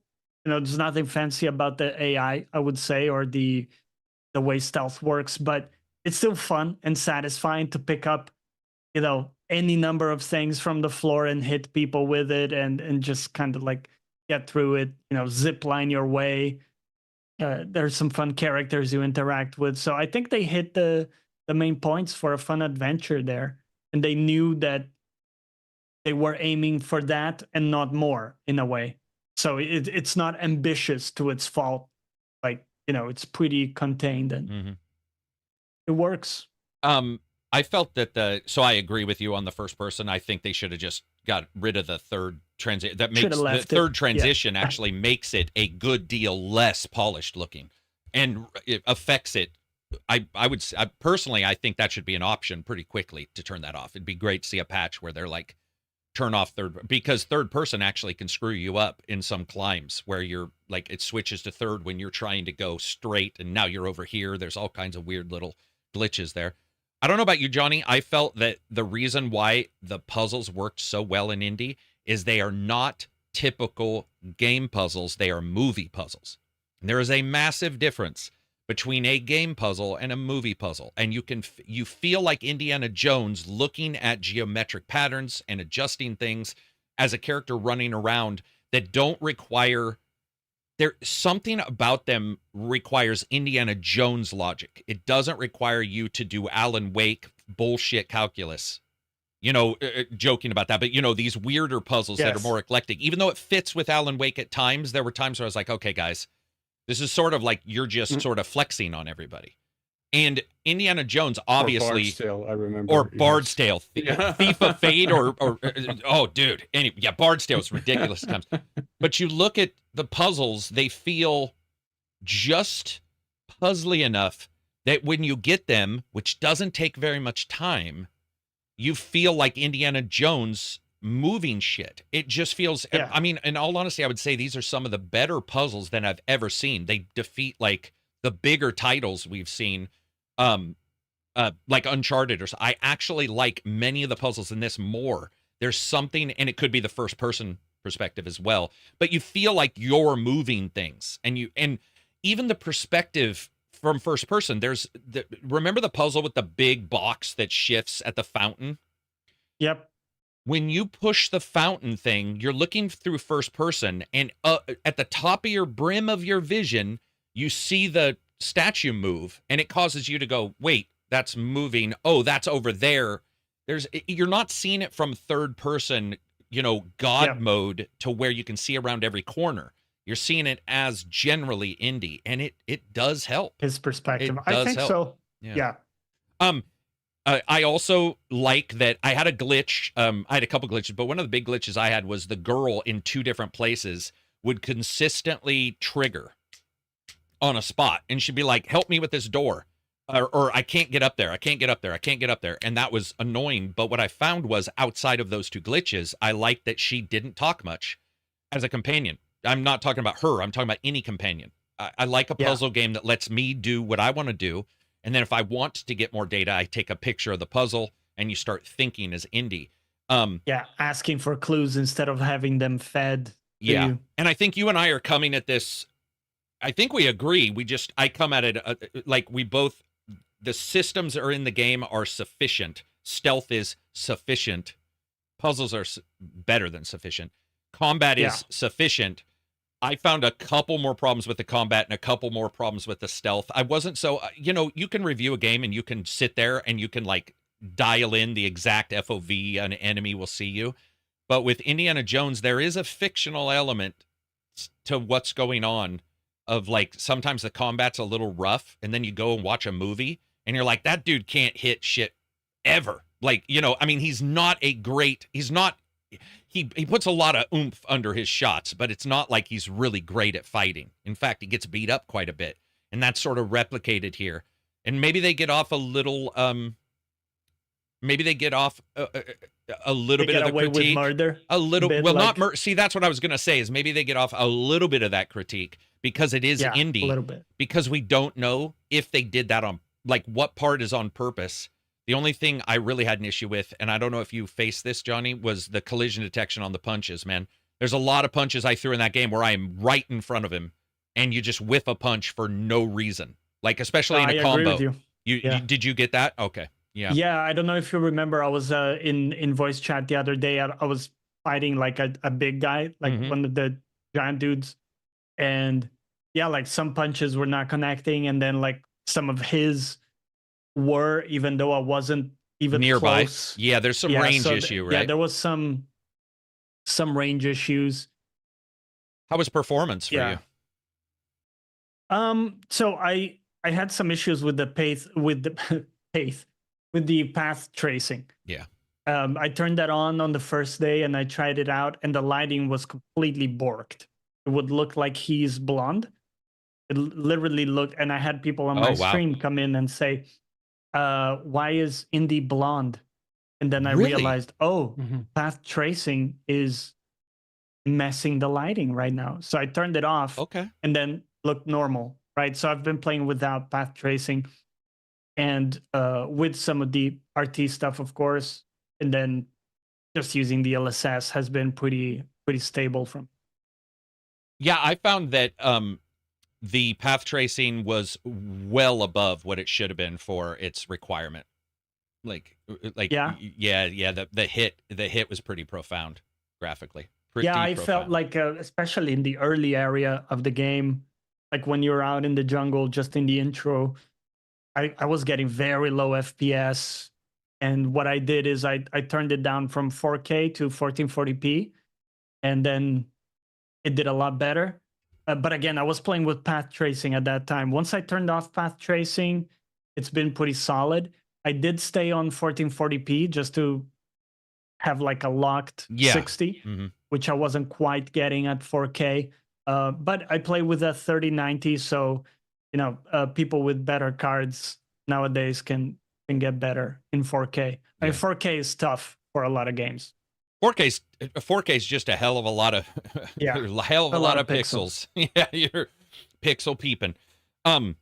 What do you think overall of the graphics in the game? Was there anything that like amazingly wowed you, or was there anything that like set you off? Yeah, and made you go, like, I think the jungle areas looked incredible. For one, I was trying to compare it to other games like Avatar and stuff. I think like in scale, Avatar was just insane, right? The scale of that sensational, jungle, incredible. But for the contained locations in Indy, it's looked amazing so far. I will say though, I haven't gotten to the Giza area. I'm about to go to that, so I can't speak to that. I know that people say that's a really cool area, but I haven't seen that yet. So far, I've seen the Vatican. I've seen some of the early jungle stuff, and all that looked amazing. Yeah. Silver, I know that originally you weren't like leaping into it. Are you getting it anytime in the next couple of months? Or you? I mean, I'll probably give it a try on Game Pass. Oh, right. Maybe over Always the forget. coming week, Mhm. or so, and see. I think you will like it. Can I mention, without spoiling anything, I will just say your worry about it just being Nazis is not, it's not just, it's other things too. Well, that's reassuring. Thank you. Yeah, which I was, again, you understand what time frame it is. It can only be a certain number of groups, but there's a couple like different setups that I was not expecting, that I remember you in particular saying like, oh, you know, we've seen it a lot. It's like, here we go again. Yeah, I feel like India in Last Crusade, you know. These guys again. Yeah, these guys again. Yeah. And that certainly pops up. It's certainly a thing. But there are also a couple other things that I was like, I remember going, you know, they're all fighting under the same ideology, just generally, but there's some other people in there that I was like, oh, this is pretty cool. Just not what I expected. Also, because there's so much of indie that's potentially unexplored. Like in Raiders, there's so like him and Belloc have that dynamic that suggests they've had years of rivalry where they've sort of one-upped each other. Like that's rife for exploration, and it's never really been explored in Indiana Jones properties. And that could be great to explore in a video game. Then I suggest you play it. I'll just say that. I'll see if I can get around especially to it. With all that stuff said. I will also say that the jungle's insane looking in the later. I'm not even going to mention, you can see it if you want to go online. I'm not going to spoil this. There's a place in the game that I knew was coming, but I didn't know how it was going to be delivered and how it was going to come together. I will say too, by the way, like the lighting. Hang on, I just want to awesome. finish something real quick. Just real quick. I just want to say the one thing that I like about this is you may have seen some videos that you sort of think you know where it's going, but the globe trotting is handled. There's some stuff here that's the globe trotting stuff that I was not expecting. And these guys did a insanely good job at understanding that you don't need to be somewhere for a long period of time. That's all I'll say. That sometimes it's just like, you know, Indiana Jones at starting a Temple of Doom is in Shanghai for just a small amount of time. In Raiders of the Lost Ark, he's only in wherever they were in. They were in the jungles of. I mean, he only goes to Himalaya to see Marion. There you go. It's exactly what I mean. And they do that pretty well here. Sorry, go ahead, Johnny. You were saying about the lighting. No, I interrupted you. My bad. I was just gonna bring up the lighting in the dungeons and stuff. Oh, it's good because that's awesome. You know, you pick up the torches. And you get to light them up. You light up all these braziers and stuff. And yeah, the vibe is awesome, man. It works super well, the lighting, because it is pretty dark in them. Yeah. If you happen to lose because I lost my torch at times. And yeah, it was really dark, which is cool. I mean, one thing that is interesting to me is that I think it might be the first Indiana Jones game that plays it straight. Because the previous Indiana Jones games all kind of had like a wink and a nudge a little bit. I mean, especially obviously. You mean a miniature fourth wall break, or do you mean a?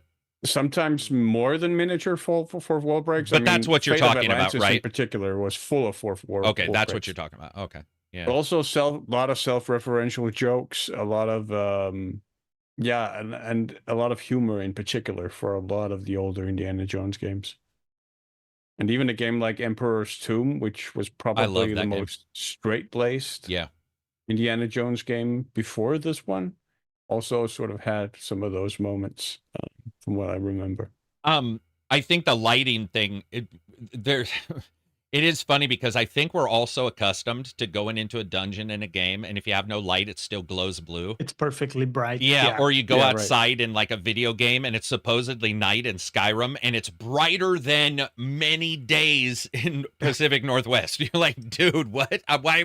It's not night. It's dusk, maybe. This game, if there are times where you're like, this is just absolute dark. There is you are screwed if you don't figure out a way to brighten it up. I will also say it sounds so dumb. This is going to sound dumb, and I'm not giving a kudo to the game. The ability to light braziers around a level is weirdly satisfying. So I would go in with a torch, and I don't know why, but I would light every single torch. I don't know if there's a single room in that game I didn't light everything in, and it's dumb. Like, I don't even know why, because sometimes it was literally a room with one and then another hallway. And I was like, well, it kind of marks your progression. Well, that's what I was using it for. Exactly. I was like, if I light these, I know I've been here. Yeah. It's also an act of rebellion against all the torch lighters in video games. Yeah. I'm doing it first. Yeah. You can't beat me. I can finally do it myself. God damn it! It's all for me. I also love that the gun in Indiana Jones is straight up a death barrel, though.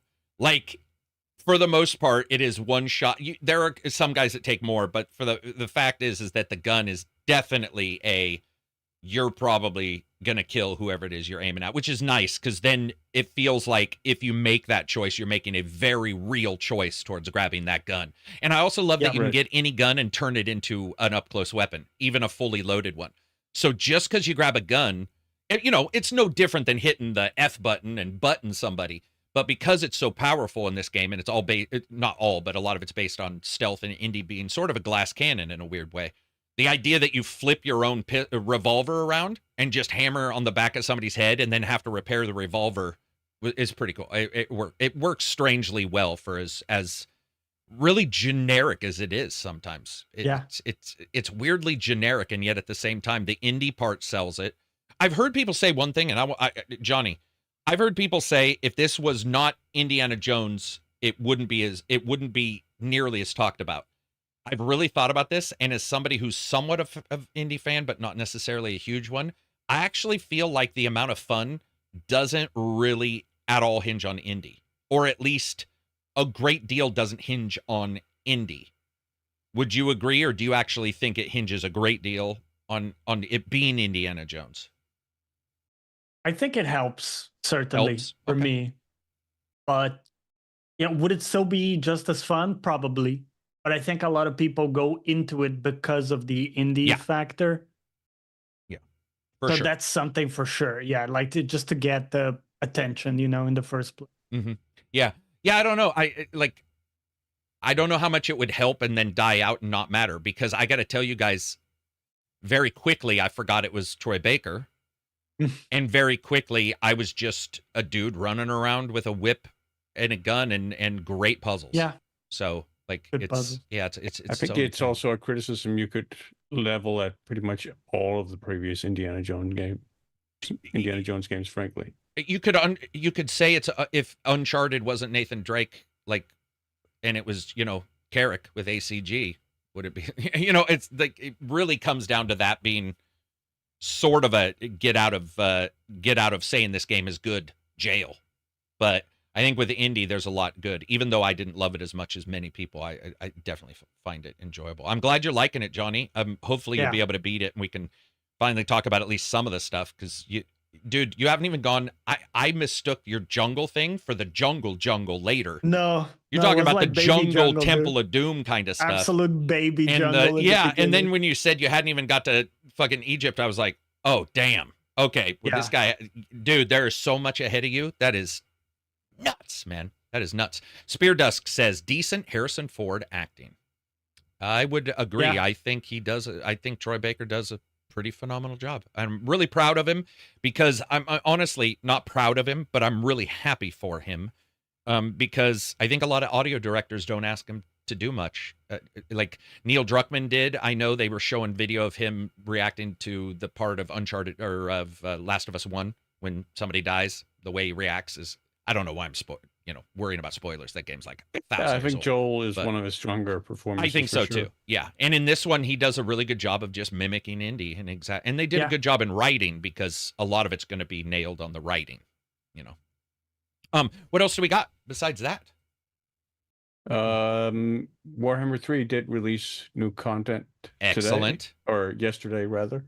Omens of Destruction, which was 3 new legendary lords and 1 new free legendary lord. Oh, damn, So that okay. actually brings us up to a full 100 legendary lords in total for that game. 100 different Jesus. campaigns you can play. That's nuts. So this point. each lord is a campaign? Yeah, and a different starting position. And how many? Did you say 100? 100, yes. At this Jesus point. Christ. How long's Warhammer been out? Now, 2 years? Or 3 years? Released 2022, I Okay. believe. Damn. Jesus, that's a So, lot. I wonder, does that mean, has there been any word on Warhammer 4? There won't be a Warhammer 4. It'll only be the trilogy. They are keeping Warhammer 3 alive and sustaining content for that game. And they're moving to the for the other, foreseeable future. Yeah. they're moving to, if they do another game, it'll be a different whatever. It'll be a historical Total War for the next Total War game. Are you happy with that? Yeah, I mean, I don't think we really need a new Warhammer game. We just need more stuff in the one we have because it's such an amazing framework for it, for fleshing out all of the stuff that's missing in terms of races and lords and stuff that can still be implemented. Damn, I didn't know it was near 100. That's ridiculous. Like the amount of content there is the nuts. amount of content in that game is really really sort of stunning at this point. And the new lords are pretty fun. Like I've been playing Gorbat a little bit since the release, who's the orc war boss of Legend, who comes with a pretty fun mechanic called the plan, because he's smarter than the average orc, so he's actually able to think strategically. So that his campaign mechanic actually allows you to buff up ordinary sort of basic units and make them viable toward the end game, so you can really sort of build armies that you would otherwise sort of dismiss and really sort of thematically approach your armies in ways that are really fun and rewarding. Damn, that game's, yeah, I need to check it out. I own it. I own a lot of the extra stuff. I just haven't. I'm a little nervous if I jump in. Like, I guess now's the time, Yeah, right? Because I like can understand until why. January, like 10th or 11th or whatever, isn't a huge, like there's a lot of empty time. SBZ Right. $10 super chat. In my honest opinion, Geoff cried celebrating the return of a legend. He was behind Resident Evil, DMC, Okami, and most Platinum games. He disappeared for a decade. Platinum games, but he's disappeared for a decade? Maybe not the Platinum games I played then. Probably, now that I think about it, because I think the only Platinum games I've really jumped into were Nier Automata, unless Nier Automata's 10 years old. But yeah, may have been. I don't know. Just an odd one. I think more people were just confused on the whole hubbub around it's a huge announcement, and there was just some confusion there. What's huge for one person doesn't mean it's huge for another. Size matters only to some people. But discussing the rest of the year real quick, I think it's next week I won't be here, but I'll be here for the last podcast of the month. But I did want to say, do you guys have any game of the year contenders for your own personal lists? Is there anything that's stuck out as a game of the year? You don't have to say it's a game of the year. I'm saying, is there a couple? Feel free if one of you guys has some. I got a winner for me, which is Rebirth Final Fantasy. Okay. I had a ton of fun with that game. I thought the open world was amazing. Really had a lot of fun with it. And then I would probably put Metaphor top, second, probably. All right. And third is a bit difficult. Infinite Wealth is floating in there, but I've played a lot of really great games. Like, for example, Space Marine. I had so much fun with that game. I would probably put that either number 3 or something if I had to rank. So the rank gets a bit fuzzy when you start to go down. But Right. yeah, I would say like. But that's all right. It Rebirth doesn't need from- to be ranked. Just total, total games. Those are Yeah. 3 or 4 really good games. All right. Yeah, I agree with some of those. What about you, Silver? I mean, I already had before the content drop at the Game Awards. I already had Helldivers 2 up there. Okay. Fair. Like it's just been a blast throughout the year to play that with friends, to mess around, the friendly fire aspect, like messing around with each other, all of that stuff. It's just a lot of fun. Like that game is a massive playground that you mess around in.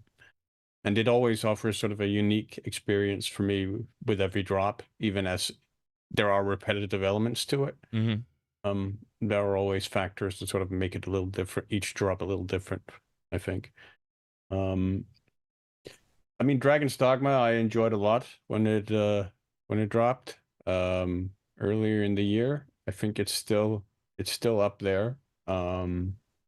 News Tower is a game I've consistently enjoyed throughout the year as well, as a management game, one of the better management games I've played in a while. I don't often play them, honestly, these days, but it was nice to get back into that one. And yeah, and also just like a social game, honestly, like Lockdown Protocol, I've been having a lot of fun with, like messing around with friends and like again, just being an interactive playground. Those would be some off the top of my head, yeah. Yeah, I would agree with Johnny. Mine definitely Space Marine 2. The amount of sheer fun in Space Marine 2 is unattainable by most games. Just fun. And then Astrobot is up there as just being like a really good from start to finish, absolutely fun game. Dragon's Dogma 2 has issues, but I still consider it to be a blast and one of the most enjoyable, like 60-hour. Lucitin said path of ... I already knew where that was going. Hey, I've enjoyed Path of Exile too, all joking aside. But Dragon's Dogma is a weird one because it does have some issues, particularly in story and some stuff there. But pure fun wise, like that game is up there. Black Myth Wukong is absolutely probably in the top 2. Like Black Myth Wukong is up there pushing against all others. So you got Space Marine, Dragon's Dogma, Black Myth Wukong. You have all the games you guys mentioned.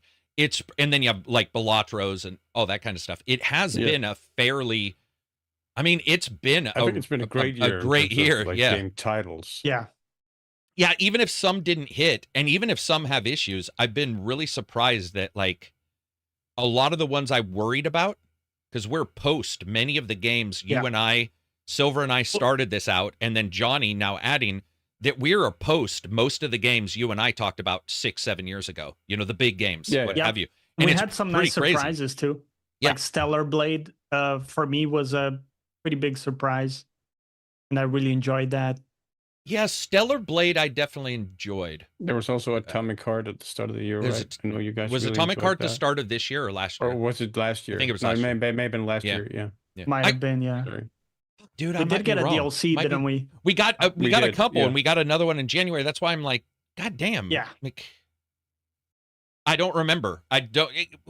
Was it? No, it couldn't have been this year. It couldn't have been this year. It had to have been last year, right? Not the original, no. Yeah. And then I'm gonna, for again pure fun and diving in, without a shadow of a doubt, Stalker 2 is high for me. Stalker 2 was. See, that's the thing is there's all these. They may not be perfect games, which is why Game of the Year is going to solidify which one is. But there's a lot that will be in my list that then, you'll pare down. There's a number of them that get in the gates, which I actually think this year might be higher than last year and the year before in the total amount of games that will get through the gates on the initial, let's gather some games together and decide from there. Because Stalker 2, despite its issues, once it got patched up, thankfully, it's still missing the fixed A-life thing. It's still got glitches there. What I'm experiencing even with those, there's something about Stalker 2 that just doesn't feel like anything else. Like Atomic Heart doesn't feel like anything else. Where some games I really like feel like, Astrobot feels like a platformer.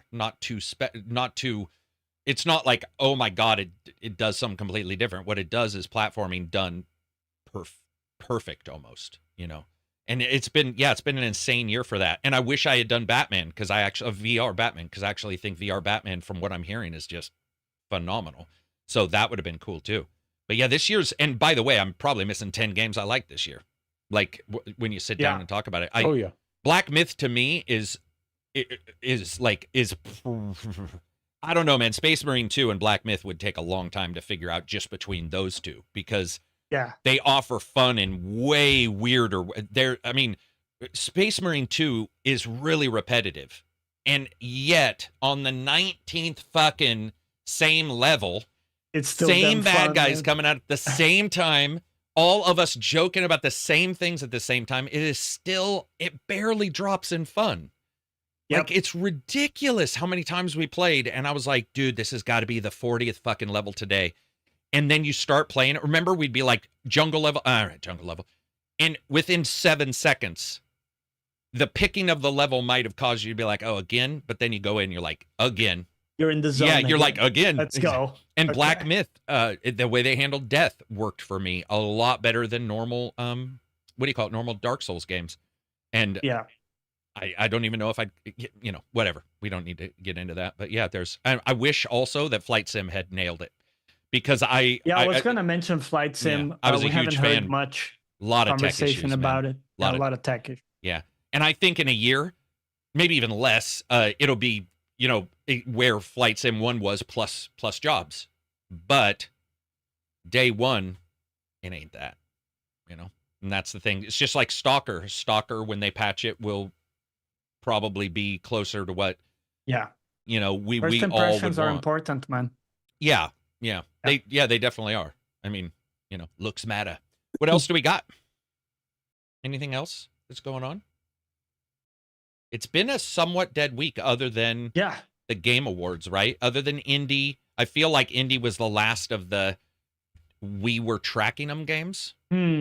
Right? Like, there's no Marvel Rivals I played and enjoyed the hell out of. I'm not going to play it much anymore. But as a free-to-play game, I thought Marvel Rivals had some cool superpowers. Some of the heroes had. That was enjoyable. I'm just looking through this list before we wrap it up. That's about it. What else do we got? Anything going on? We're going to the cabin to play D&D for 2 solid days. I cannot wait. Yeah, that's going to be awesome. Is it a new campaign or? No, it's the 30-year one. We're going in. That'll be 31 Holy years moly, of this dude. one. Yeah, To it's be going to be. continued. Yeah, we don't I go in without any plan as the DM, and I'm just like, we remember where we were, and then we go. Yeah, it's and you just get away from. Unfortunately, tech, you guys know, but it's like a couple years ago, you could find a place with no cell phone coverage. Now, at least in where I live, it's pretty difficult.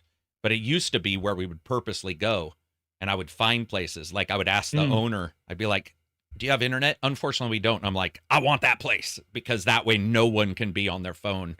No one can be answering emails, but that's pretty difficult. But yeah, I'm super excited for that next week. What about you guys? Any holiday plans? Any trips? Any like cool stuff? Did you do your shopping? If you have any shopping to do? No? Yeah, I bought some gifts for my family. And outside of that, nothing too fancy. I did make a new local friend, so we'll hang out a little bit. And then also just with family, do my yearly Lord of the Rings rewatch. Oh, damn. That's like my Christmas movie. That's and awesome. yes, Carrick, extended versions, The disappointment won't come up because it's Christmas time, and I feel like that's not fair to you. But we need all the Frodo interactions. no, we do not need all the Frodo interactions from those fucking extended versions. Come on, man. Don't fuck with me. What about you, Silver? You doing anything? You traveling anywhere? Or are you guys just doing a home thing? No, just doing home thing. Seeing some family. Typical stuff over the holidays. Maybe, hopefully, I can get some board game sessions in with some friends as well. Now that people are actually have time off and whatnot. So hopefully we can get that going.